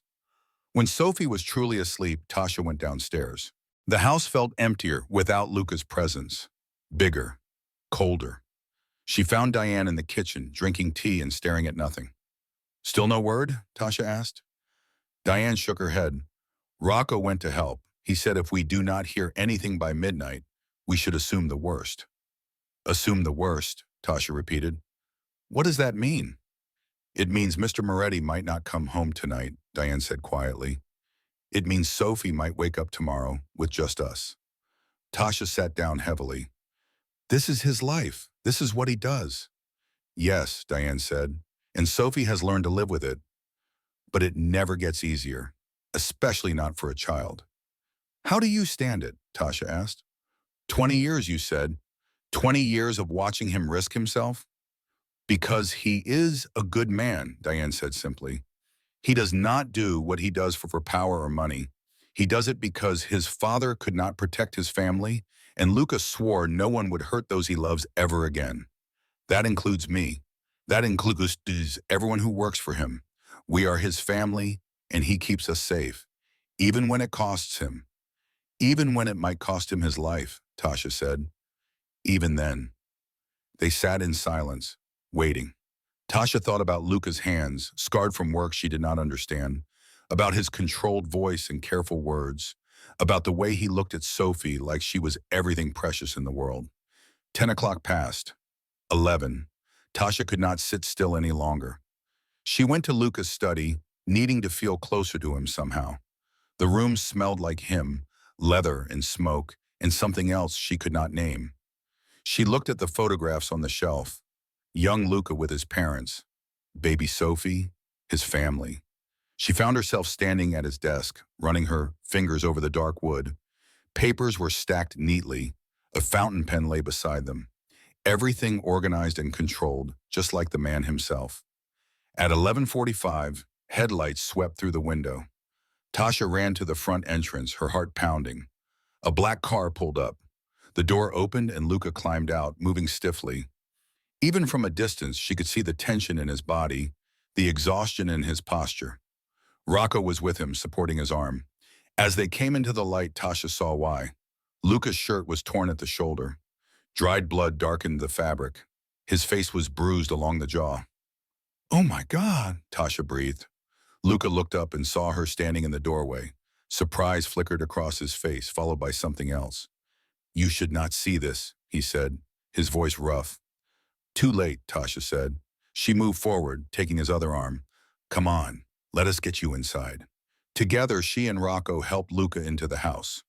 Diane appeared with a first aid kit, her face lined with worry, but her hands steady. "It looks worse than it is," Luca said as they settled him in a chair in his study. "The situation is handled. Everyone is safe." "You are bleeding," Tasha said. "Surface wound. I have had worse." That was supposed to be reassuring, but it just made Tasha's hands shake as she helped Diane cut away his ruined shirt. The wound on his shoulder was indeed not deep, but it was angry and bruised. Someone had hit him hard, or shot at him and nearly connected. Tasha did not want to know which. "I should have been home for Sophie's dinner," Luca said as Diane cleaned the wound. He did not flinch, though it had to hurt. "She must be worried." "She is," Tasha said. "She cried herself to sleep waiting for you." Luca's jaw tightened, pain that had nothing to do with his shoulder crossing his face. "I will go to her." "You will sit still and let me finish," Diane said firmly. "She is asleep. You can see her when you are not bleeding on my clean floors." Despite everything, Luca smiled slightly.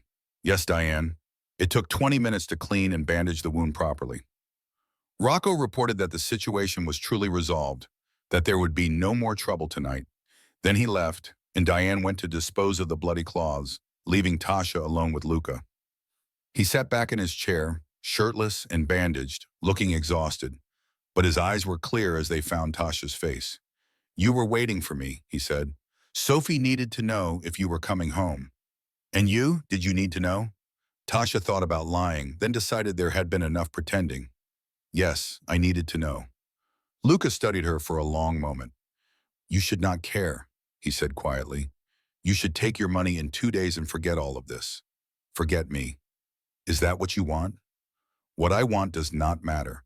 What is safe for you matters." "Let me decide what is safe for Maud," Tasha said. "You do not understand my world." "Then explain it to me." Luca shook his head. "The more you know, the more danger you are in." "I am already in danger," Tasha said. "I live in your house. I sleep in your guest room. I pretend to be your wife.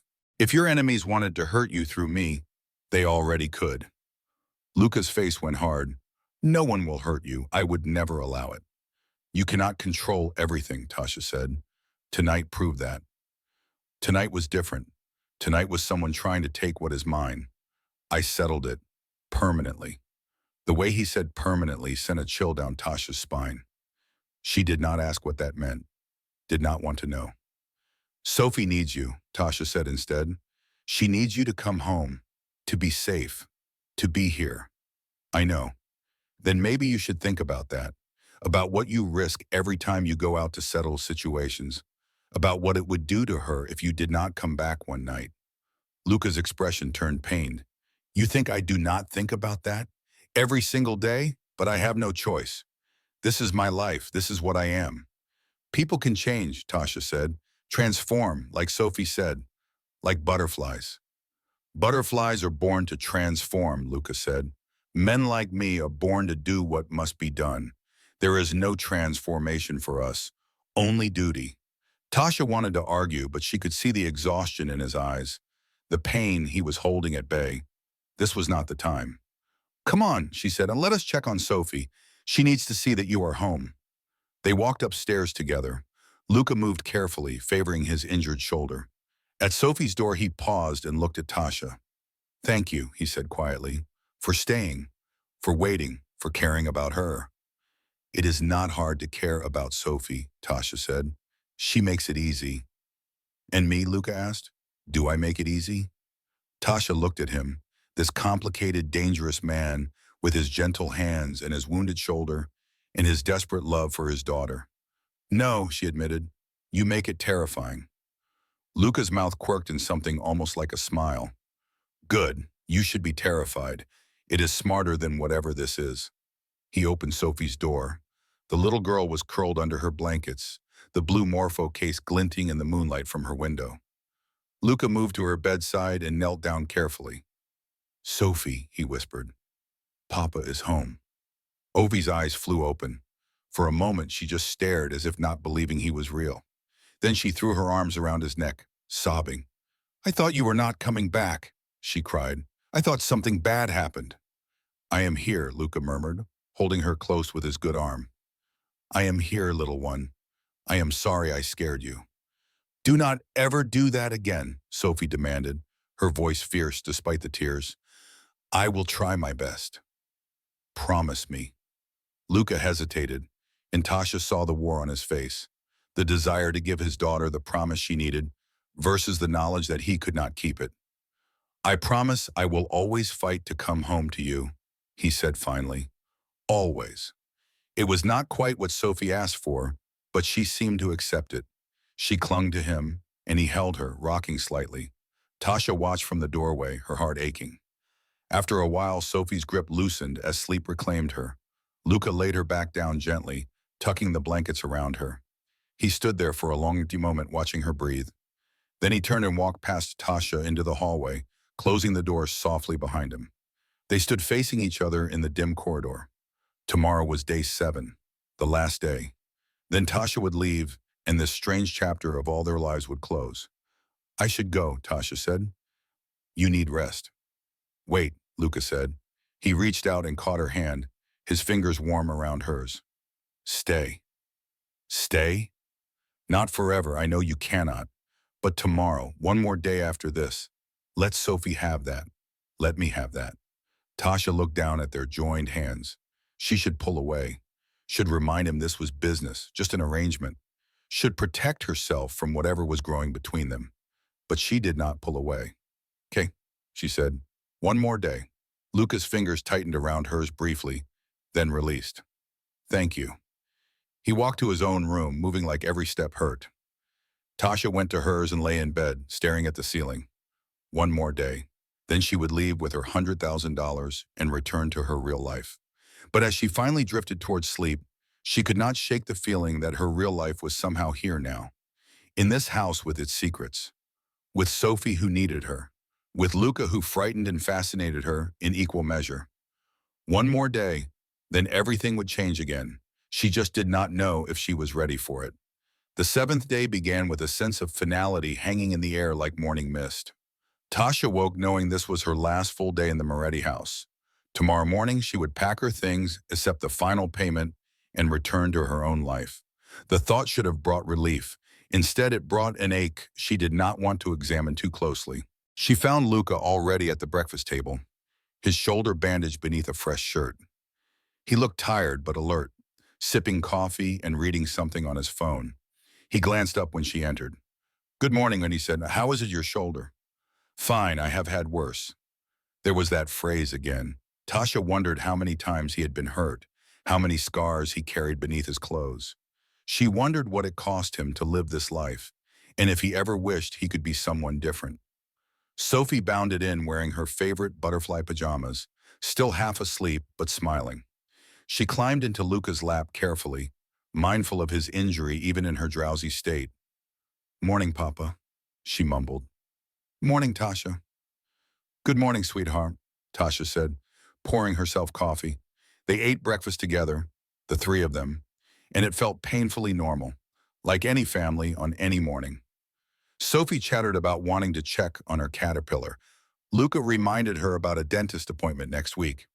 Tasha listened and added comments and tried not to think about how this was the last time. After breakfast, Luca's phone rang. He glanced at the screen and his expression hardened. I need to take this, he said, standing. He looked at Tasha.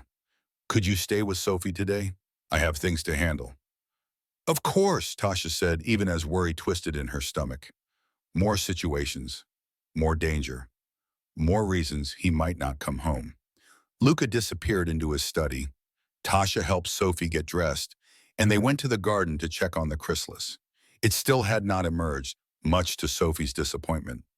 Maybe today, Sophie said hopefully, peering at it closely. The book says it should be any day now. Nature has its own schedule, Tasha said. We cannot rush transformation. I know, Sophie sighed, but waiting is hard. They spent the morning reading and drawing. Sophie made pictures of butterflies for Tasha to take with her, though neither of them mentioned that directly. Around noon, Diane brought lunch to the garden. How is Mr. Moretti? Tasha asked quietly while Sophie was occupied with her sandwich. Busy, Diane said. He has been on the phone all morning. Something is happening. I can feel it. Something bad. With his work, it is always bad, Diane said. The question is how bad. The afternoon dragged on with no sign of Luca. Sophie grew quieter as the hours passed, more anxious. She asked 3 times when Papa would be done with his work. Tasha had no answers. At 5 o'clock, Rocco appeared at the garden entrance. His face was grim. Mr. Moretti needs to go out, he said to Tasha. He asked me to tell you he will be back for dinner. Where is he going? Rocco's expression said clearly that was not her business. He will be back for dinner, he repeated. But dinner came and went with no Luca. Sophie picked at her food, worry written across her small face. He said he would be here, she said. He promised Rocco. Sometimes things take longer than expected, Tasha said, though she felt her own anxiety rising. After dinner, they went to Sophie's room. Tasha read stories and tried to keep Sophie distracted. But the child's eyes kept drifting to her door, waiting for her father's footsteps. At 8 o'clock, Sophie was still awake, too worried to sleep. What if something bad happens again? She whispered. Like last night? Your father is strong, Tasha said, and smart. He will be fine. You do not know that. She was right. Tasha did not know that. She did not know anything about where Luca was, or what he was doing, or what dangers he faced. At 8:30, Sophie finally dozed off, exhausted from worry. Tasha sat beside her bed, unwilling to leave her alone. Her mind kept drifting to Luca, to his scarred hands and tired eyes, to the way he had looked last night, bleeding and exhausted, but determined. At 9 o'clock, she heard a car in the driveway. Tasha slipped from Sophie's room and went to the window at the end of the hall. The black Maserati pulled up to the house.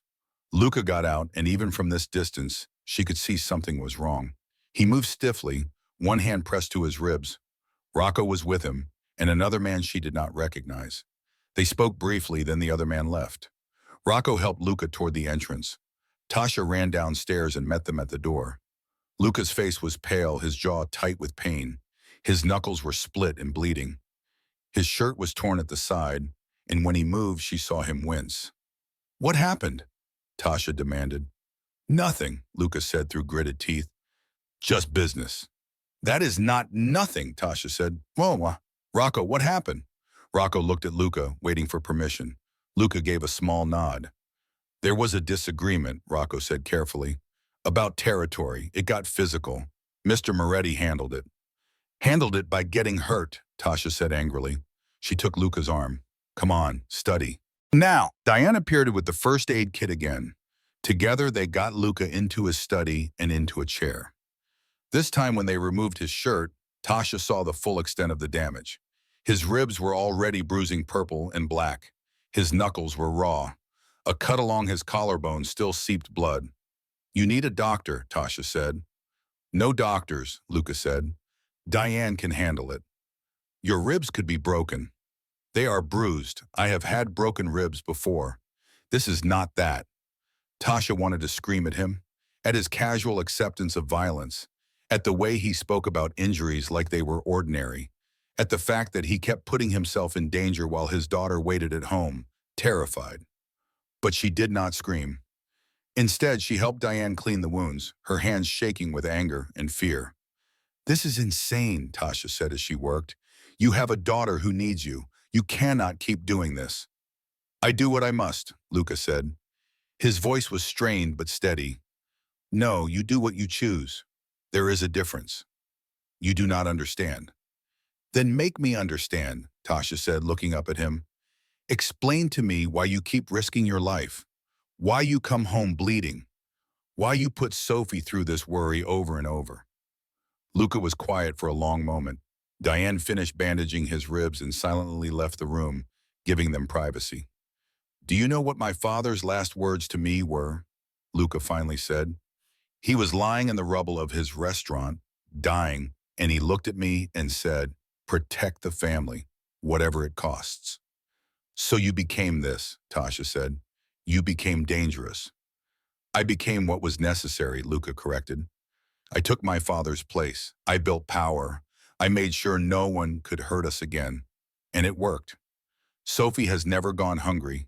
She has never been afraid in her own home. She has everything she needs. Except a father who comes home safe, Tasha said quietly. The words hit home. She could see it in the way Luca's face tightened, the way his hands curled into fists despite the pain it must cause. I am doing my best, he said. I know you are, Tasha said. But your best might not be enough if you do not come home one night. Sophie needs more than money and security. She needs you. Alive, here. I know that, Luca said roughly. Do you think I do not know that? Every time I walk out that door, I am terrified I will not come back. Terrified of what it would do to her, but I have responsibilities. People who depend on me. A world I cannot just walk away from. Why not? Tasha asked. Why can you not just leave? Take Sophie and go somewhere safe. Start over. Because men like me do not get to start over, Luca said. We made our choices long ago. We live with them until we die. That is not true. It is, Luca insisted. The only way out of this life is death or prison. Those are the options. There is no retirement, no walking away. The moment I try, someone will see weakness. They will come for me, for Sophie, for everyone I have ever protected. I cannot allow that. Tasha looked at him, this man who carried such weight, who loved his daughter so fiercely but felt trapped by the very power he had built to protect her. Then what happens? Tasha asked. You just keep doing this until eventually you do not come home? Until Sophie grows up without a father? I pray it does not come to that, Luca said quietly. Prayer is not enough. It is all I have. They sat in heavy silence. Tasha's anger was draining away, replaced by something sadder. Hopelessness for a situation she could not fix. You should go, Luca said finally. Tomorrow, as planned. Take your money. Go back to your life. Forget about this place and what happens here. Is that what you want? Luca looked at her for a long moment. What I want does not matter. What is right for you matters. And staying here in this world is not right for anyone. Sophie wants me to stay. Sophie is 5 years old. She does not understand. She understands more than you think, Tasha said. She told me she wished for a mother not just for herself, but for you, because she sees how lonely you are. Luca's expression cracked slightly. I did not know she thought that. She worries about you. She wants you to be happy. I am happy when she is happy, Luca said. That is enough. Is it? Tasha challenged. Is it really enough? Or are you just convincing yourself of that because it is easier than admitting you want more? Luca stood up abruptly, wincing at the movement. This conversation is over. Luca, please, he said, and there was something raw in his voice. Just go. Let tomorrow be simple. Let us all just pretend one more day, and then you leave and we go back to how things were. What if I do not want to pretend anymore? Tasha asked. Luca froze. He turned back to look at her, his expression carefully neutral. What are you saying? I am saying this week was supposed to be a job, just an arrangement, but somewhere along the way it became real for me. Sophie became real. You became real, and the thought of leaving tomorrow makes me feel sick. Tasha, Luca said carefully, you do not know what you are saying. Yes, I do, she insisted. I know this is complicated. I know your life is dangerous.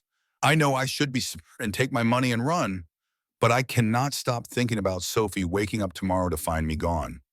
I cannot stop thinking about you, alone in this big house, carrying all this weight by yourself. You cannot stay, Luca said firmly. It is not safe. Let me decide what is safe for me. No, Luca said. I will not put you at risk. I will not let you tie yourself to this life, to me, out of some misplaced sense of obligation or temporary emotion. This is not temporary, Tasha said, standing to face him. This is real. What I feel for Sophie is real. What I feel for you is real. The words hung between them, impossible to take back. Luca closed his eyes briefly. When he opened them, they were full of longing and regret in equal measure. Even if that is true, he said quietly, it changes nothing. You still need to leave, for your sake and for mine. Why? Tasha demanded. Why push me away when we both want the same thing? Because I cannot protect you, Luca said, and his voice broke slightly. I came home tonight with bruised ribs and bleeding knuckles, and I was lucky. It could have been so much worse. And if you are here, if you are part of my life, then you become a target. Anyone who wants to hurt me will hurt you first. I cannot live with that risk. I can, Tasha said.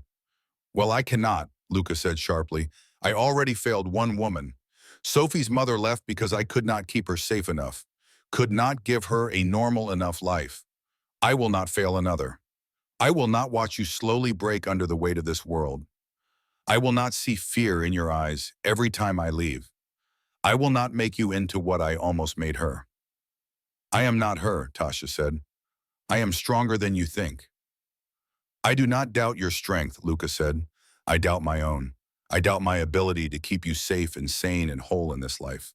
Tasha wanted to argue, wanted to tell him he was wrong, that they could figure it out, that love was worth the risk.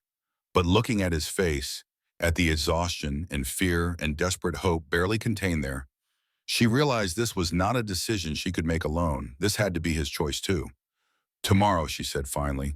Let us talk about this tomorrow, when you are not hurt and exhausted, when we can think clearly. Luca nodded slowly. Tomorrow. Tasha moved toward the door, then paused and looked back at him. He stood there in his study, shirtless and bandaged, looking like a man carrying the weight of worlds. For what it is worth, she said quietly, I think you are wrong. I think you are stronger than you believe. And I think you deserve to be happy, not just to make others happy. Then she left before he could respond. Upstairs, she checked on Sophie. The little girl was still asleep, peaceful in her butterfly-decorated room. Tasha stood watching her for a long time, thinking about choices and consequences and the strange paths life sometimes took. She had come here desperate and hopeless, willing to do anything for money. Now she was desperate and hopeful, willing to do anything for love. The irony was not lost on her. Tomorrow was day 8, her last day, the day she was supposed to leave and never look back. But as Tasha finally went to bed, she knew one thing with absolute certainty. She did not want to leave. Not Sophie, not this house, not Luca. The question was whether she would be allowed to stay, and whether staying would save them or destroy them all. Tasha woke on the 8th day to sunlight streaming through her window and the sound of laughter from the garden below. She lay still for a moment, disoriented. Then memory returned. This was supposed to be her last morning here. Supposed to be. She went to the window and looked down. Sophie was in the garden with Luca, both of them crouched beside the greenhouse. Even from here, she could see Sophie's excitement, could hear her squealing with delight. Tasha dressed quickly and hurried downstairs.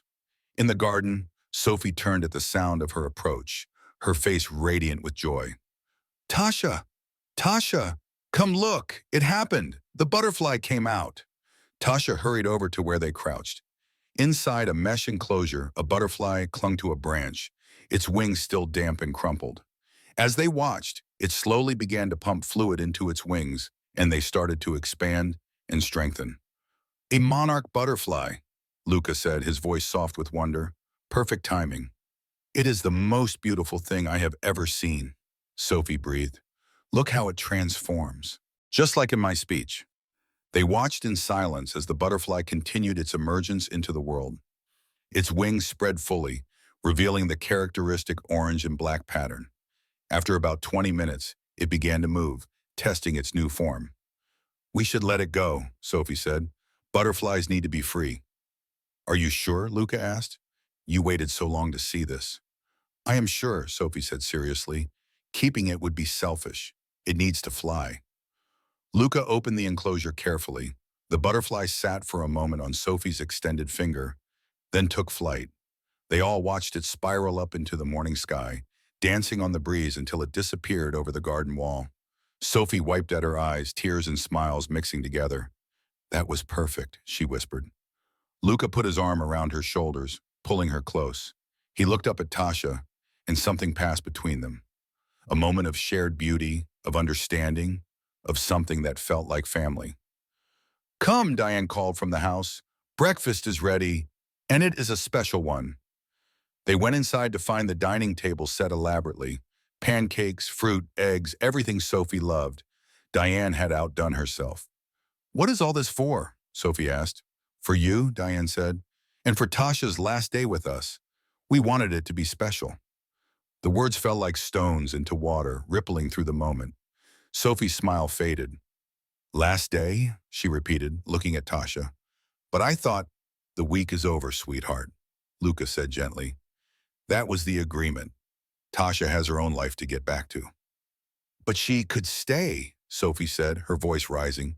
"She could stay if she wanted to, right, Tasha? You could stay?" Tasha looked at Luca, who looked away. The conversation from last night hung between them, unfinished.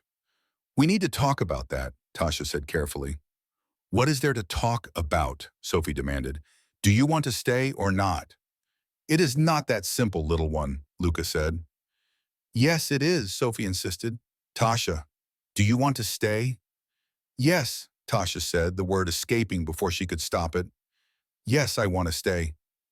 "Papa, do you want her to stay?" Luca closed his eyes briefly. "What I want is not the question." "Yes, it is," Sophie said. "It is exactly the question. Do you want Tasha to stay?" The silence stretched. Tasha held her breath, waiting. "Yes," Luca finally said, so quietly it was almost a whisper. "Yes, I want her to stay." "Then why is she leaving?" Sophie asked, confusion and frustration clear on her face. "Because wanting something is not enough," Luca said. "Sometimes we have to do what is right, even when it is not what we want." "That is stupid," Sophie said, and there were tears in her eyes now. "That is the stupidest thing I have ever heard." "Sophie," Luca said warningly. "No," Sophie said, standing up from the table. "You are being stupid. Both of you. Tasha wants to stay. You want her to stay. I want her to stay. But you are going to make her leave anyway because of your dangerous work and your rules and all the grown-up reasons that do not make any sense."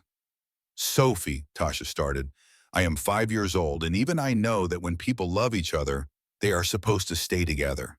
Sophie continued, tears streaming down her face now. "They are supposed to be a family. They are supposed to choose each other. But you are choosing fear instead. You are choosing to be alone instead." The words hung in the air, devastating in their simple truth. "You do not understand," Luca said, his voice tight. "I understand that my birth mother left because she was scared," Sophie said. "And now Tasha is going to leave because you are scared. And I am going to be alone again with just you and Diane and bodyguards and no one who stays." She turned and ran from the room. They heard her footsteps pounding up the stairs, then the slam of her bedroom door. Diane stood up. "I will go to her." "No," Luca said. "Let me." He left the room, moving carefully because of his ribs. Tasha sat at the table surrounded by the special breakfast, feeling like her heart was breaking. Diane sat down across from her. "That child is wise beyond her years." "She is right," Tasha said. "We are being stupid." "Mr. Moretti is afraid," Diane said. "Not of enemies or danger or death. He is afraid of failing another person he cares about, of not being enough." "He is enough," Tasha said. More than enough." "I know that. You know that. Sophie knows that. But he does not believe it. Not yet."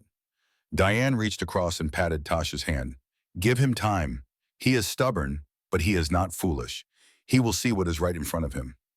Upstairs, Luca found Sophie face down on her bed, sobbing into her pillow. He sat beside her carefully and placed a hand on her back. "Sophie," he said gently. "Go away," she said into the pillow.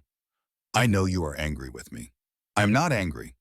I am sad." Sophie rolled over to look at him, her face blotchy with tears. "Why can you not just let her stay, Papa? Why does everything have to be so complicated?"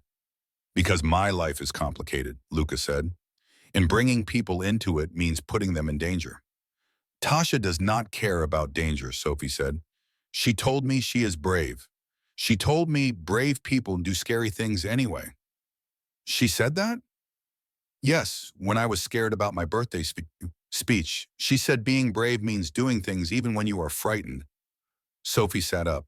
"So why can you not be brave, Papa? Why can you not let yourself be happy?" Luca felt the words pierce him. His 5-year-old daughter asking why he could not be brave, telling him he deserved happiness. "I am trying to protect you," he said, "and her. But we do not need protection from being together," Sophie said. "We need protection from being apart. That is what hurts. Not your work or your enemies or any of that. What hurts is being alone." Luca pulled Sophie into his arms, holding her close despite the pain in his ribs. She clung to him, and he felt her tears soaking into his shirt. "I do not want to be alone anymore, Papa," Sophie whispered. "I want Tasha to be my real mama. I want us to be a real family. Please, please do not make her go." Luca closed his eyes, feeling the weight of his daughter's wish, the weight of his own heart, the weight of a week that had changed everything. "Let me talk to her," he said finally. "Just the two of us. Will you give me that?" Sophie pulled back and looked at him hopefully. "And then she can stay?" "I do not know yet, little one, but I promise to really think about it. To be brave, like you said. Can you accept that?" Sophie nodded, wiping her eyes. "Okay, but think fast. She might leave before you decide." Luca smiled despite everything. Wise advice. He kissed Sophie's forehead and left her with her butterflies and her hope. Downstairs, he found Tasha still sitting at the breakfast table, looking lost. "Walk with me?" he asked. They went to the garden together, walking slowly through paths lined with flowers. The monarch they had released was long gone, finding its freedom. Luca wished transformation was so simple for people. "Sophie is right," he said finally. "We are being foolish. She is very perceptive." "She gets that from her mother," Luca said. Then he stopped walking and turned to face Tasha. "Not her birth mother. You." Tasha's breath caught. "Luca, let me finish," he said. "Please, I need to say this." She nodded.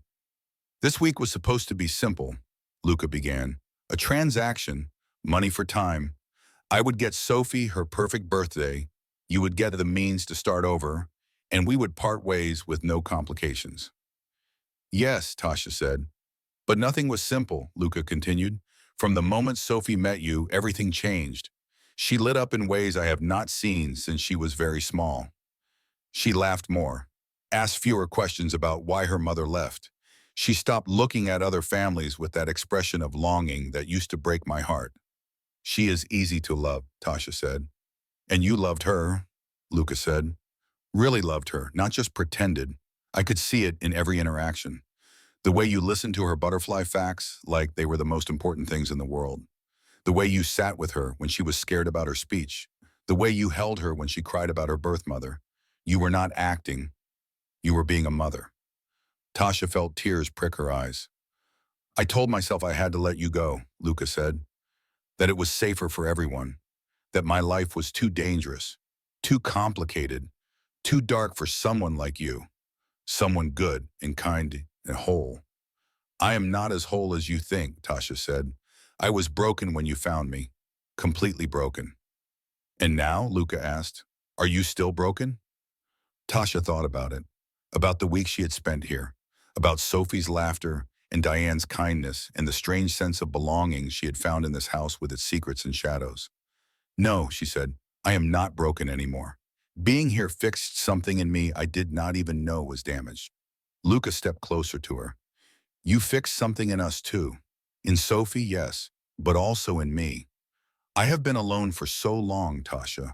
Alone in a house full of people. Alone with my responsibilities and my rules and my desperate attempts to control everything. And then you came here, and suddenly I was not alone anymore. You do not have to be alone, Tasha said. Not if you do not want to be alone.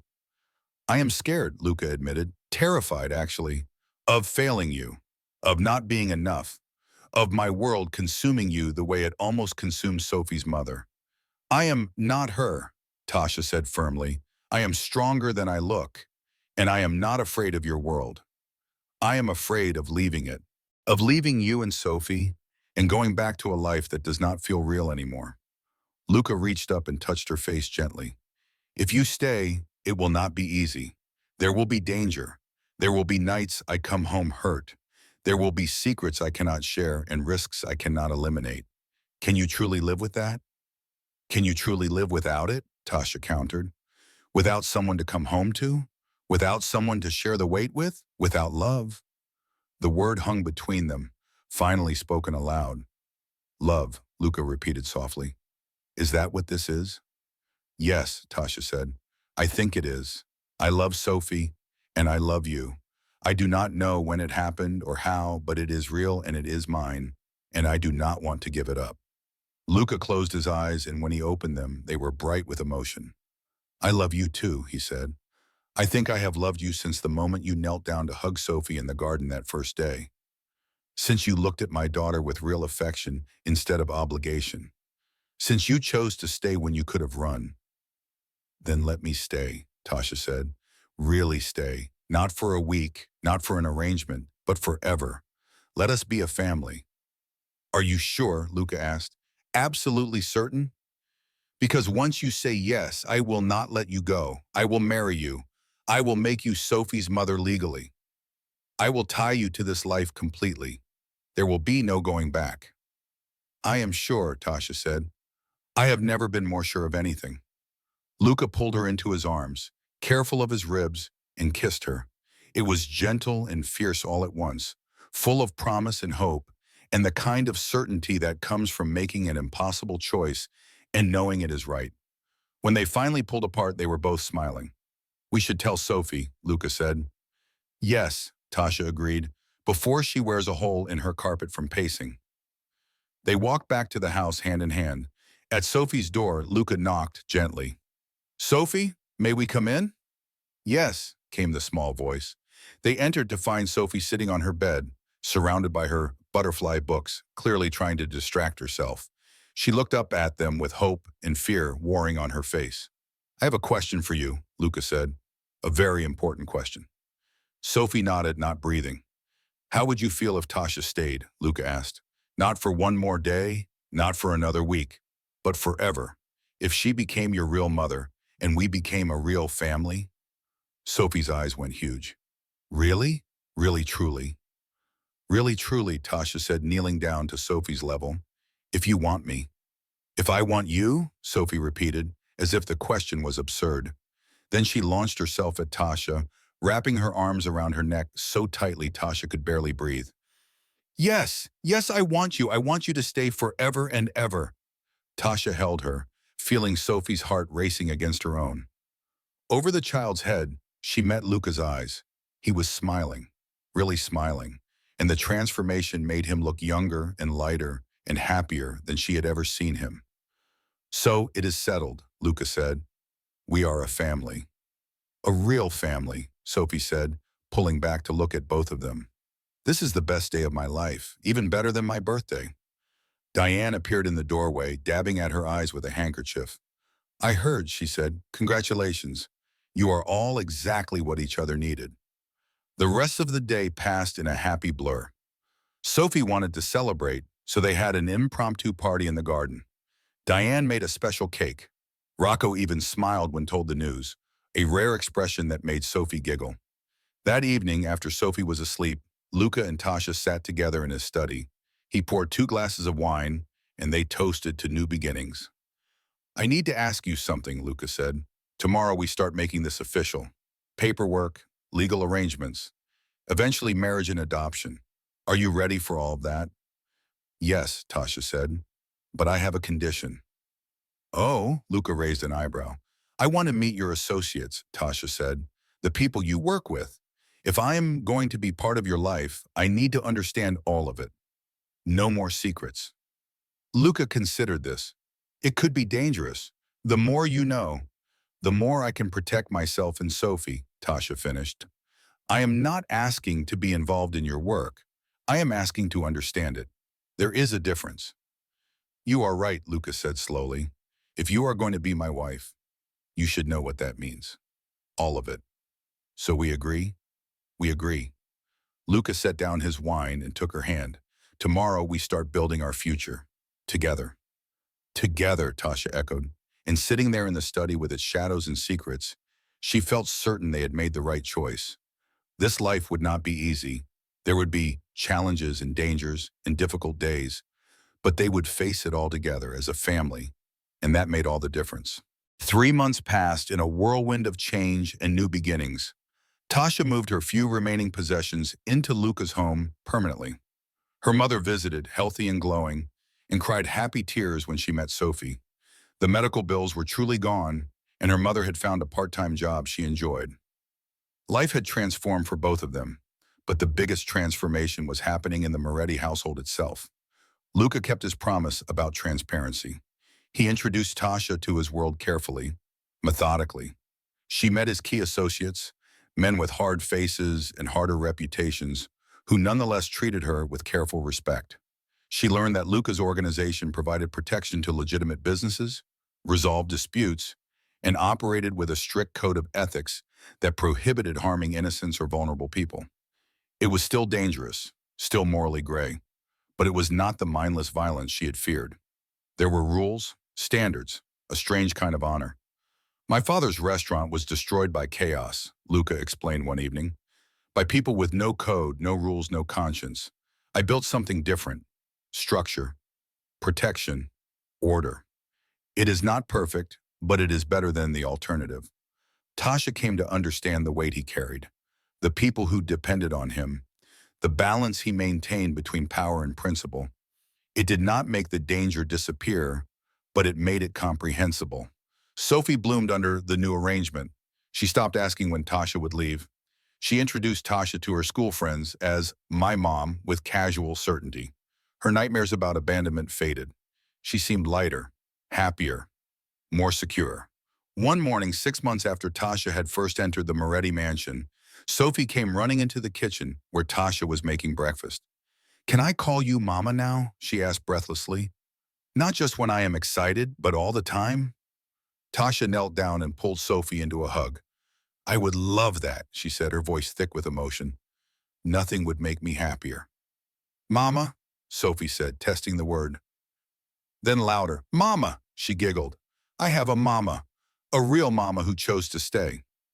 That evening, Luca proposed. It was not dramatic or elaborate.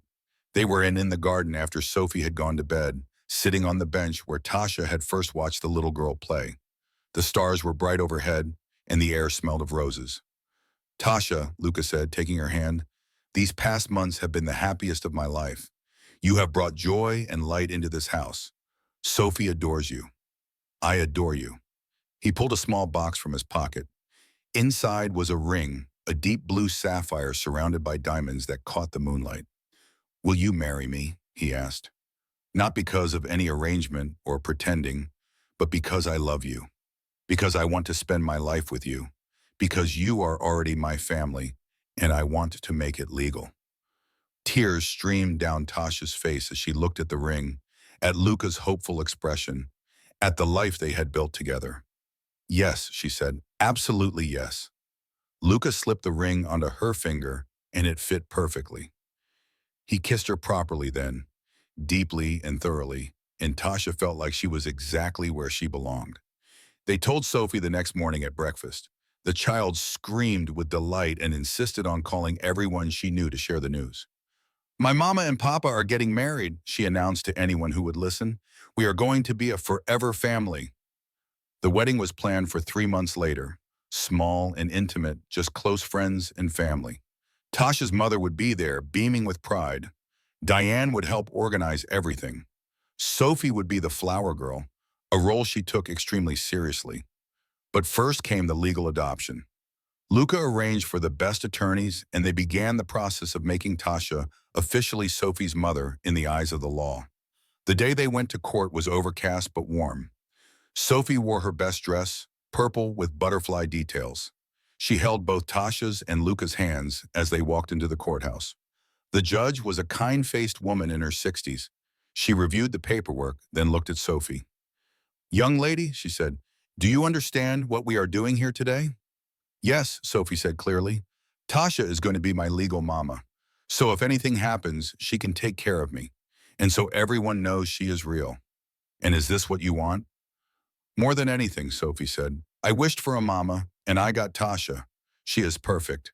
She reads me stories and helps with my homework and listens to all my butterfly facts, even when they are boring. She stays even when I am cranky. She loves me." The judge smiled. "She sounds wonderful." "She is," Sophie agreed. The judge looked at Tasha. "And you, Ms. Bennett, are you prepared to take on all the responsibilities of parenthood? To love and care for this child as your own?" "I already do," Tasha said. "Making it legal is just paperwork.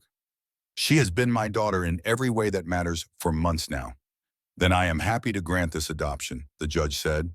She signed the papers with a flourish. "Congratulations, you are now legally a family." Sophie burst into tears, happy tears that soaked Tasha's shirt as she hugged her.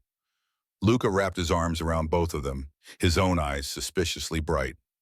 Outside the courthouse, Sophie insisted on taking photos. "This is the second best day of my life," she announced, "after my 5th birthday." "What about your 6th birthday?" Luca asked. "That was pretty good too." "Every birthday is good," Sophie said seriously, "but the adoption day is special, because now nobody can take Mama away." The wedding came next. They held it at the house in the garden where so much of their story had unfolded. White chairs were set up in rows. Flowers were everywhere, carefully chosen by Sophie to include as many butterflies attracting blooms as possible. Tasha wore a simple but elegant dress in soft ivory with green accents, a nod to her mother's cardigan that had been with her through everything. Her mother walked her down the makeshift aisle, pride radiating from every pore. Luca waited at the altar, looking devastatingly handsome in a black suit. His eyes never left Tasha as she approached, and the love in his expression made her heart swell. Sophie stood between them, holding a basket of rose petals. She had taken her flower girl duties very seriously, practicing her walk for weeks. When the ceremony began, she carefully dropped petals all the way to the altar, then stood proudly beside her parents. The officiant was a friend of Luca's, someone who understood their unusual story and found it beautiful rather than strange. "We are gathered here," he began, "to celebrate a love that began in the most unexpected way. A desperate father, a hopeless woman, a little girl's wish. But what started as an arrangement became something real, something precious, something worth celebrating." Luca and Tasha had written their own vows. Luca went first. "Tasha," he said, his voice steady but full of emotion, "I hired you to pretend to be my wife for 1 week, but you became so much more than that. You became Sophie's mother, genuinely and completely. You became my partner, my equal, my best friend. You brought light into our darkness. You taught me that love was worth the risk. You showed me that family is not just blood, but choice. I choose you. Every day, for the rest of my life, I choose you."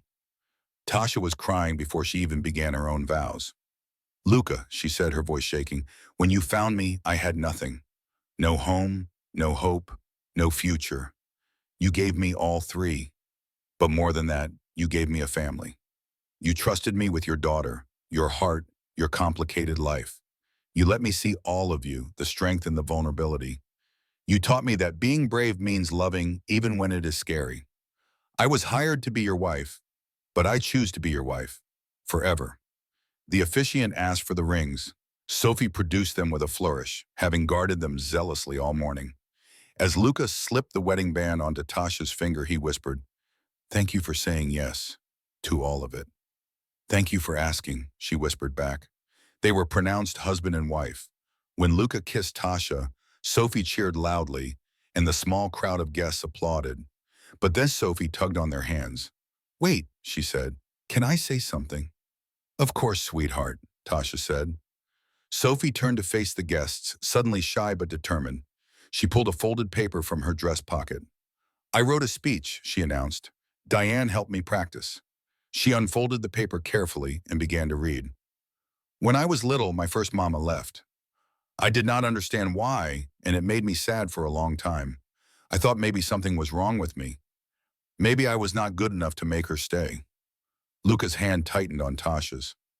"But then I met Tasha," Sophie continued, "and she chose to stay. Not because she had to, not because Papa made her, but because she wanted to. She loved me, even though I am sometimes cranky and I talk too much about butterflies and I ask too many questions." A ripple of gentle laughter went through the crowd. "Tasha taught me something important," Sophie said, looking up from her paper. "She taught me that real love means choosing to stay, choosing to be there even when it is hard, choosing each other every day. That is what she did for me. That is what she does for Papa, and that is what makes her my real mama." Sophie folded her paper and looked at Tasha and Luca. "Thank you for choosing us," she said simply. "Thank you for making us a forever family." There was not a dry eye in the garden. Tasha knelt down and pulled Sophie into a hug, and Luca wrapped his arms around both of them. They stayed that way for a long moment, the three of them, while their guests wiped tears and smiled. The reception was joyful and relaxed. Luca's associates mingled with Tasha's mother and friends from Sophie's school. Diane had outdone herself with the food. Someone played music and people danced in the garden as the afternoon turned to evening. Luca pulled Tasha close for their first dance as husband and wife. They swayed together, and Tasha marveled at how much had changed. A year ago, she had been sitting on concrete steps with nothing. Now she had everything. "What are you thinking?" Luca murmured. "That I am incredibly lucky," Tasha said. "That this is real. That I get to keep you and Sophie forever." "We are the lucky ones," Luca said. "You saved us. Both of us. We were functioning, but we were not really living. Not until you." "We saved each other," Tasha said. "That is how family works." Later, Sophie asked to dance with both of them. The three of them moved together to a slow song, laughing and content. "This is perfect," Sophie said, her head resting against Tasha's waist. "This is exactly what I wish for. A family that chooses each other." "We will always choose each other," Luca promised. "That is what makes us strong." As the celebration continued around them, Tasha looked at her husband and her daughter and felt a contentment so deep it almost hurt. She thought about the journey that had brought them here, about desperate offers and brave acceptances, about learning to trust, about choosing to stay when leaving would have been easier. She thought about transformation, about how caterpillars become butterflies, about how broken people can become whole again when given love and time and a place to belong. Over the next year, their family continued to grow and strengthen. They adopted two more children, a brother and sister from foster care who needed a home. Sophie was thrilled to be a big sister. Their house, once quiet and controlled, became filled with noise and laughter and life. Tasha eventually opened a small bookstore, something she had always dreamed of. Luca helped with the business plan. Sophie helped choose books for the children's section. Diane managed the attached cafe. It became a family project, and it thrived. Luca's work continued, dangerous and complicated as ever. But now when he came home, whether uninjured or hurt, he had a family waiting. Someone to share the weight with. Someone to remind him why he did what he did. And sometimes, late at night when everyone else was asleep, he and Tasha would sit together in the garden where it had all begun. They would talk about the future, about Sophie's dreams of becoming a lepidopterist, about the bookstore's expansion plans, about whether they might add another child to their growing family. "Do you ever regret it?" Luca asked one such night, "saying yes to a stranger's impossible offer, choosing this complicated life?" "Never," Tasha said without hesitation. "Not once. This is where I belong. With you, with Sophie, with our family. Even with the danger, the secrets, the complications. Especially with those things," Tasha said. "Because they are part of you, and I love all of you. The dangerous parts and the gentle parts. The complicated parts and the simple parts. All of it." Luca pulled her close, grateful beyond words. I love you, he said, more than I knew it was possible to love someone. I love you too, Tasha replied. Thank you for finding me. Thank you for taking the chance on a desperate woman sitting on concrete steps. Thank you for saying yes, Luca said. Thank you for staying. And sitting there in the garden under the stars, surrounded by the life they had built together, they both knew they had made the right choice. Love had found them in the strangest way. But it had found them nonetheless, and that made all the difference. 2 years after the wedding, the Moretti household had transformed into something unrecognizable from the quiet, controlled mansion Tasha had first entered. The house that had once held only Luca, Sophie, and Diane now burst with life. Sophie was 7 now, still obsessed with butterflies, but also developing interests in art and reading. She had started a butterfly garden at her school and gave presentations about metamorphosis that made her teachers smile. She was confident and happy, secure in the knowledge that her family was permanent. The two children they had adopted, Maria and Carlos, ages 6 and 8, had been with them for over a year. Initially wary and closed off after years in foster care, they had slowly opened up under Tasha's patient love and Luca's steady presence. Carlos now followed Rocco around like a shadow, fascinated by everything the bodyguard did. Maria had bonded with Sophie over books and art, and the two girls were inseparable. The house echoed with children's laughter, arguments over toys, the thunder of feet on stairs. Diane complained good-naturedly about the mess, but secretly loved every minute. Even Luca, who had once valued quiet and control, found himself smiling at the chaos. On a warm Saturday morning in late summer, Tasha woke early. Luca was still asleep beside her, his face peaceful in the morning light. She studied him, this man who had changed her life so completely. The gray in his hair was more pronounced now, and there were new lines around his eyes. But he seemed lighter somehow, less weighted by the burdens he carried. She slipped from bed quietly and went downstairs. Diane was already in the kitchen, preparing what had become their tradition: Saturday morning pancakes for the whole family. Good morning, Diane said, smiling. Coffee is fresh. You are a lifesaver, Tasha said, pouring herself a cup. How are you this morning? Wonderful, Diane said. I was thinking about retiring soon. Tasha nearly dropped her coffee. Retiring, but you are part of this family. Exactly, Diane said, which is why I am not leaving. I am just stepping back from housekeeper duties, spending more time with the grandchildren than I ever had. She gestured around at the house. You have this under control now. You do not need me the same way. We will always need you, Tasha said firmly, but if you want to do less work and more grandmother duties, we can arrange that. That is exactly what I want, Diane said, to be Grandma Diane officially, to spoil these children properly. They were still discussing details when Sophie appeared, rubbing sleep from her eyes. She was followed shortly by Maria, then Carlos, and finally Luca, looking rumpled and content. Breakfast was the usual controlled chaos. Carlos talked about a project he was building with Rocco. Maria showed everyone drawings she had made. Sophie reminded them all that her school's science fair was in 2 weeks and she needed help with her butterfly migration project. Luca listened to everything, contributing suggestions and praise in equal measure. After breakfast, Luca announced he had a surprise. Today, he said, we are going somewhere special. Everyone get dressed, comfortable clothes. The children peppered him with questions, but he remained mysterious. An hour later, they all piled into 2 cars, Rocco driving one and Luca the other, and headed out of the city. They drove for about 40 minutes before turning onto a long driveway. At the end sat a beautiful house, smaller than their mansion, but bright and welcoming. It had a large yard, gardens, and a view of rolling hills. Where are we? Tasha asked as they parked. A possibility, Luca said. Come, let me show you. They toured the house together. It had 5 bedrooms, a large kitchen with a breakfast nook, a living room with a fireplace, and a study with built-in bookshelves. The yard had a pool, a guest house, and space for gardens. What is this place? Tasha asked. Luca turned to face her, suddenly serious. A choice for all of us. He gathered the children around them.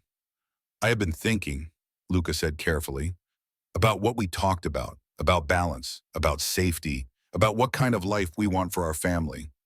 What are you saying? Tasha asked, her heart beginning to race. I am saying that I have been making arrangements, Luca said, delegating more of my responsibilities, stepping back from the day-to-day operations. I will never be completely out, but I can be less central, less exposed, less at risk. Luca, Tasha breathed. This house, Luca continued, gesturing around them, could be ours. If we want it, a place outside the city, away from the mansion and everything it represents. Still close enough for me to handle business when needed, but far enough to be separate, safe. Are you sure? Tasha asked. Your work will continue, Luca said, but differently. I have good people I trust, people who can handle more. I am 47 years old, Tasha. I am tired of coming home bleeding, tired of seeing fear in your eyes when I am late, tired of missing bedtime because of situations that need handling. He looked at the children who were listening with wide eyes. I want to be present for this, Luca said, for all of you, for soccer games and science fairs and bedtime stories, for ordinary, boring, beautiful family life. And I think I have finally earned the right to try. Tears streamed down Tasha's face. Yes, she said. Yes, this is what I want, what we all want. Can we really live here? Sophie asked. Away from the big house? If you want to, Luca said. We would keep the mansion for when we need it. But this could be home, our real home. What do you think? Sophie looked at her siblings, then back at her parents. I think it is perfect. It has space for gardens. And I saw a greenhouse. And the yard is big enough for all of us to play. Maria tugged on Tasha's hand.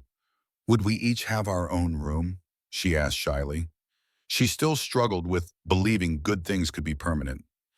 Yes, Tasha said, kneeling down. Your own room that you could decorate however you want. Forever yours. Forever, Maria repeated. Forever, Tasha confirmed. This is our family. Nothing is going to change that. Carlos looked at Luca. Would Rocco come visit still? Luca smiled.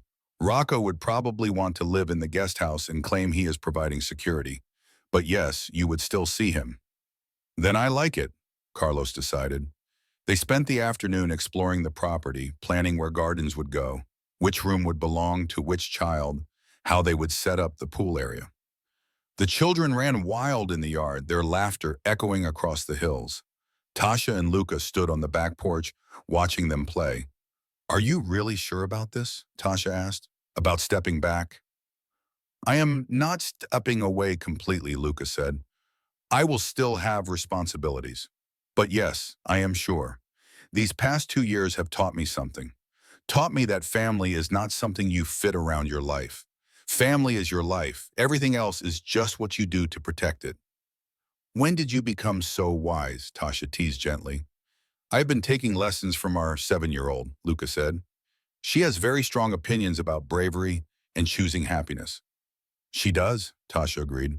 I wonder where she gets that. They stood together in comfortable silence, watching their children. Sophie was teaching Maria how to identify butterflies. Carlos was exploring the far edge of the property with the determined focus he brought to everything. Can you believe it has only been 2 years? Tasha said. Since I was sitting on those concrete steps? Sometimes it feels like forever ago, Luca said. Sometimes it feels like yesterday, but always it feels like exactly what was supposed to happen. Fate? Tasha asked, amused. Luck, Luca corrected. Incredible, impossible luck. For both of us. The following months were a whirlwind of moving and adjustment. They kept the mansion for business purposes and occasional use, but the new house became home. The children adapted quickly, thriving in the space and freedom. Tasha's bookstore continued to grow. She opened a second location near the new house, this one with an even larger children's section and weekly story hours. Sophie and Maria helped organize the shelves and made recommendations to customers. Carlos discovered a love of science fiction and devoured books faster than Tasha could stock them. Luca made good on his promise. He delegated more, trusted his people more, and came home for dinner every night unless something absolutely required his presence. And when he did have to go out, he came home safer, less often hurt. The worst incidents became rare rather than regular. On Sophie's 8th birthday, they had another butterfly-themed party, but this time it was at their new home, with friends from her new school joining the celebration. She gave another speech, this one about how butterflies sometimes migrate hundreds of miles, but always know how to find home. Home is not a place, Sophie said seriously. It is people. It is family. And I am very lucky because my family chose each other. We are not connected by birth. We are connected by choice. And that makes us stronger than any other kind of family. The guests applauded and Sophie beamed. After cake, the children scattered to play, and the adults lingered in the garden. Tasha's mother sat beside her, healthy and content. I am so proud of you, she said. Look at everything you have built. We built it together, Tasha said. All of us. You could have run, her mother said, that first day when Luca offered you that impossible choice. You could have said no, could have found another way. I could have, Tasha agreed, but then I would have missed all of this. The fear, the risk, the impossibility. It was worth it. All of it. Later, after the guests had left and the children were in bed, Tasha and Luca took their customary walk around the property. It had become their ritual, this quiet time together at the end of each day. Happy? Luca asked. Impossibly happy, Tasha said. Sometimes I am afraid I will wake up and discover this was all a dream. It is real, Luca assured her, all of it. The messy, complicated, beautiful reality we built together.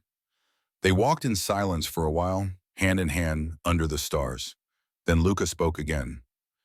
I have something to tell you, he said. About my work. Tasha's stomach clenched. What happened? Nothing bad, Luca said quickly. Actually, something good. I have been working on an exit strategy, a way to step back even further, to hand control to trusted people while maintaining enough influence to keep everyone safe. How long? Tasha asked. 5 years, Luca said. Maybe less if things go well. By the time Sophie is 13, I should be almost completely out. Just a consultant, an advisor, no more direct involvement, no more danger. Tasha stopped walking and turned to face him. Are you serious? Completely, Luca said. I want to be there for all of it. For Sophie's teenage years, for Maria and Carlos growing up, for whatever else life brings us. I want to be a normal father, a normal husband, as normal as possible anyway. Tasha threw her arms around him, holding tight. I love you, she said, so much. I love you too, Luca said. Thank you for giving me a reason to want something different. Thank you for showing me that change was possible. Years continued to pass in a blur of ordinary moments that felt extraordinary simply because they existed. Carlos excelled in school and became interested in engineering. Maria discovered a talent for painting and covered the house with her artwork. Sophie pursued her passion for butterflies and began talking about studying biology in college. The bookstore expanded again. Luca fully stepped back from his work, transitioning power carefully and completely. Diane officially became Grandma Diane and spent her days spoiling the children and teaching them to cook.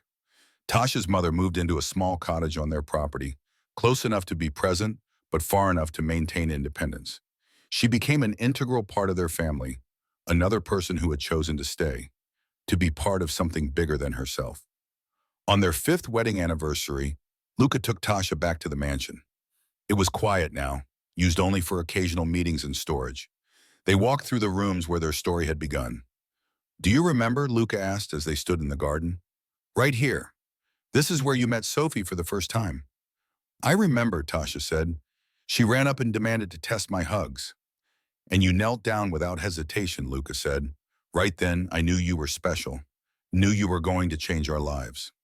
They walked to the bench where Sophie had shown Tasha her butterfly book, where they had spent so many afternoons in those early days, building something real from something pretend. I was so scared, Tasha admitted, of you, of this place, of the arrangement, but I was more scared of going back to those concrete steps, of having nothing. And now, Luca asked.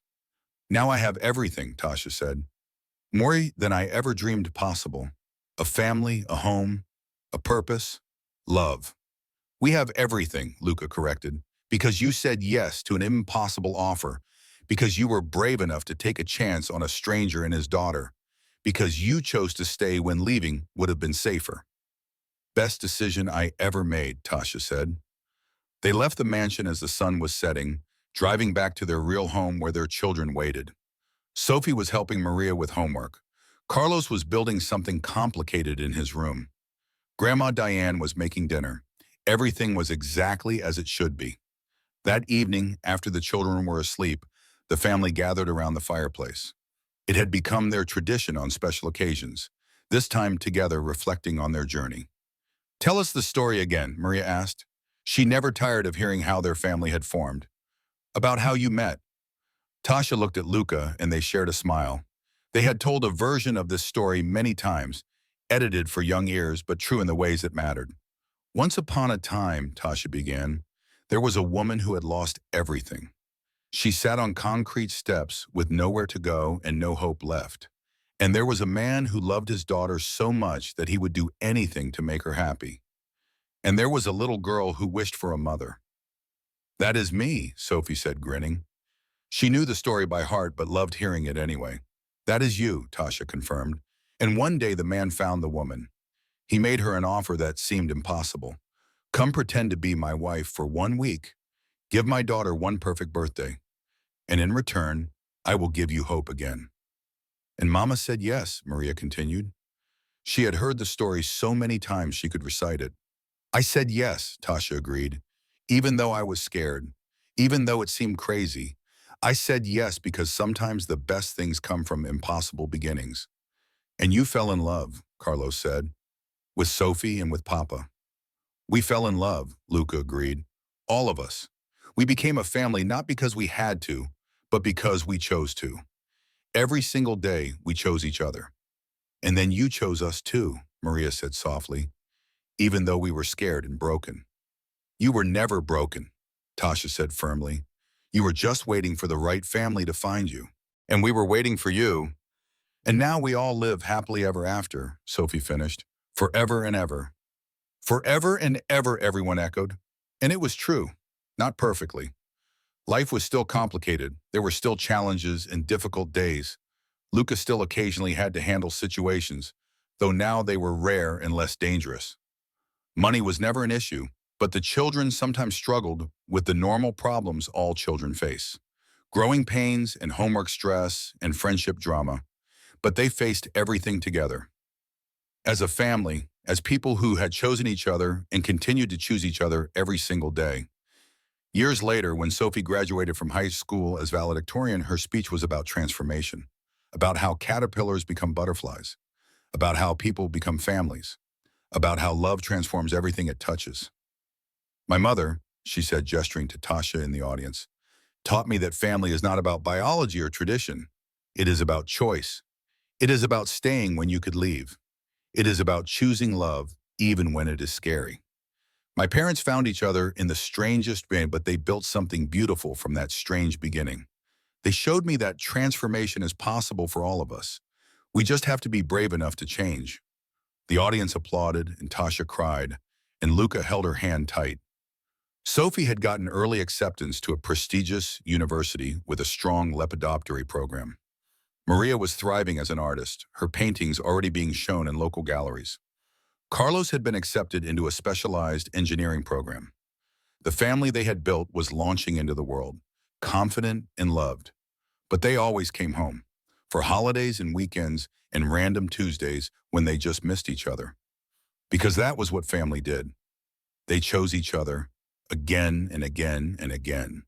On a quiet evening, 20 years after that first meeting in the garden, Tasha and Luca sat on their porch watching the sunset. Their hair was grayer now, their bodies slower, but their hearts were full. Do you ever think about what would have happened, Tasha asked, if I had said no that day? If I had been too scared to take the chance? Every day, Luca said, and every day I am grateful you were brave enough to say yes. I am grateful you were desperate enough to ask, Tasha said. We were both desperate, Luca said, both broken in our own ways, but we fixed each other, built something whole from the pieces. We did, Tasha agreed. She looked out at the garden, at the flowers and the butterflies dancing in the fading light. We really did. And sitting there together, hands clasped, hearts full, they both knew the truth. Sometimes the best things come from impossible beginnings. Sometimes desperate moments lead to beautiful transformations. Sometimes strangers become family. Sometimes pretending becomes real. And sometimes when you have nothing left to lose, you find everything you have been searching for. Tasha had found her everything in a little girl who loved butterflies, in a man who valued loyalty, in a home filled with laughter and love, in a family built not by blood but by choice. She had been hired to pretend to be someone's wife for 1 week. Instead, she had become someone's wife for life, and that made all the difference. The end did not come with drama or crisis. It came with peace, with contentment, with the quiet joy of a family who had chosen each other and continued choosing each other every single day. Because that was what love was. Not just the big moments, but the daily choice to stay, to be present, to build something real from whatever circumstances brought you together. Tasha and Luca had built something beautiful, something that started impossible and became inevitable, something that proved love could grow from the strangest soil and bloom into the most gorgeous garden. They lived happily ever after, not because life was perfect, but because they were perfect for each other, because they had chosen love when it would have been easier to walk away, because they understood that family was not something you found fully formed. It was something you built piece by piece, choice by choice, day by day. And in the end, that was the best kind of happily ever after there was. The kind built on choice, on transformation, on impossible beginnings that led to beautiful endings. The kind that lasted forever.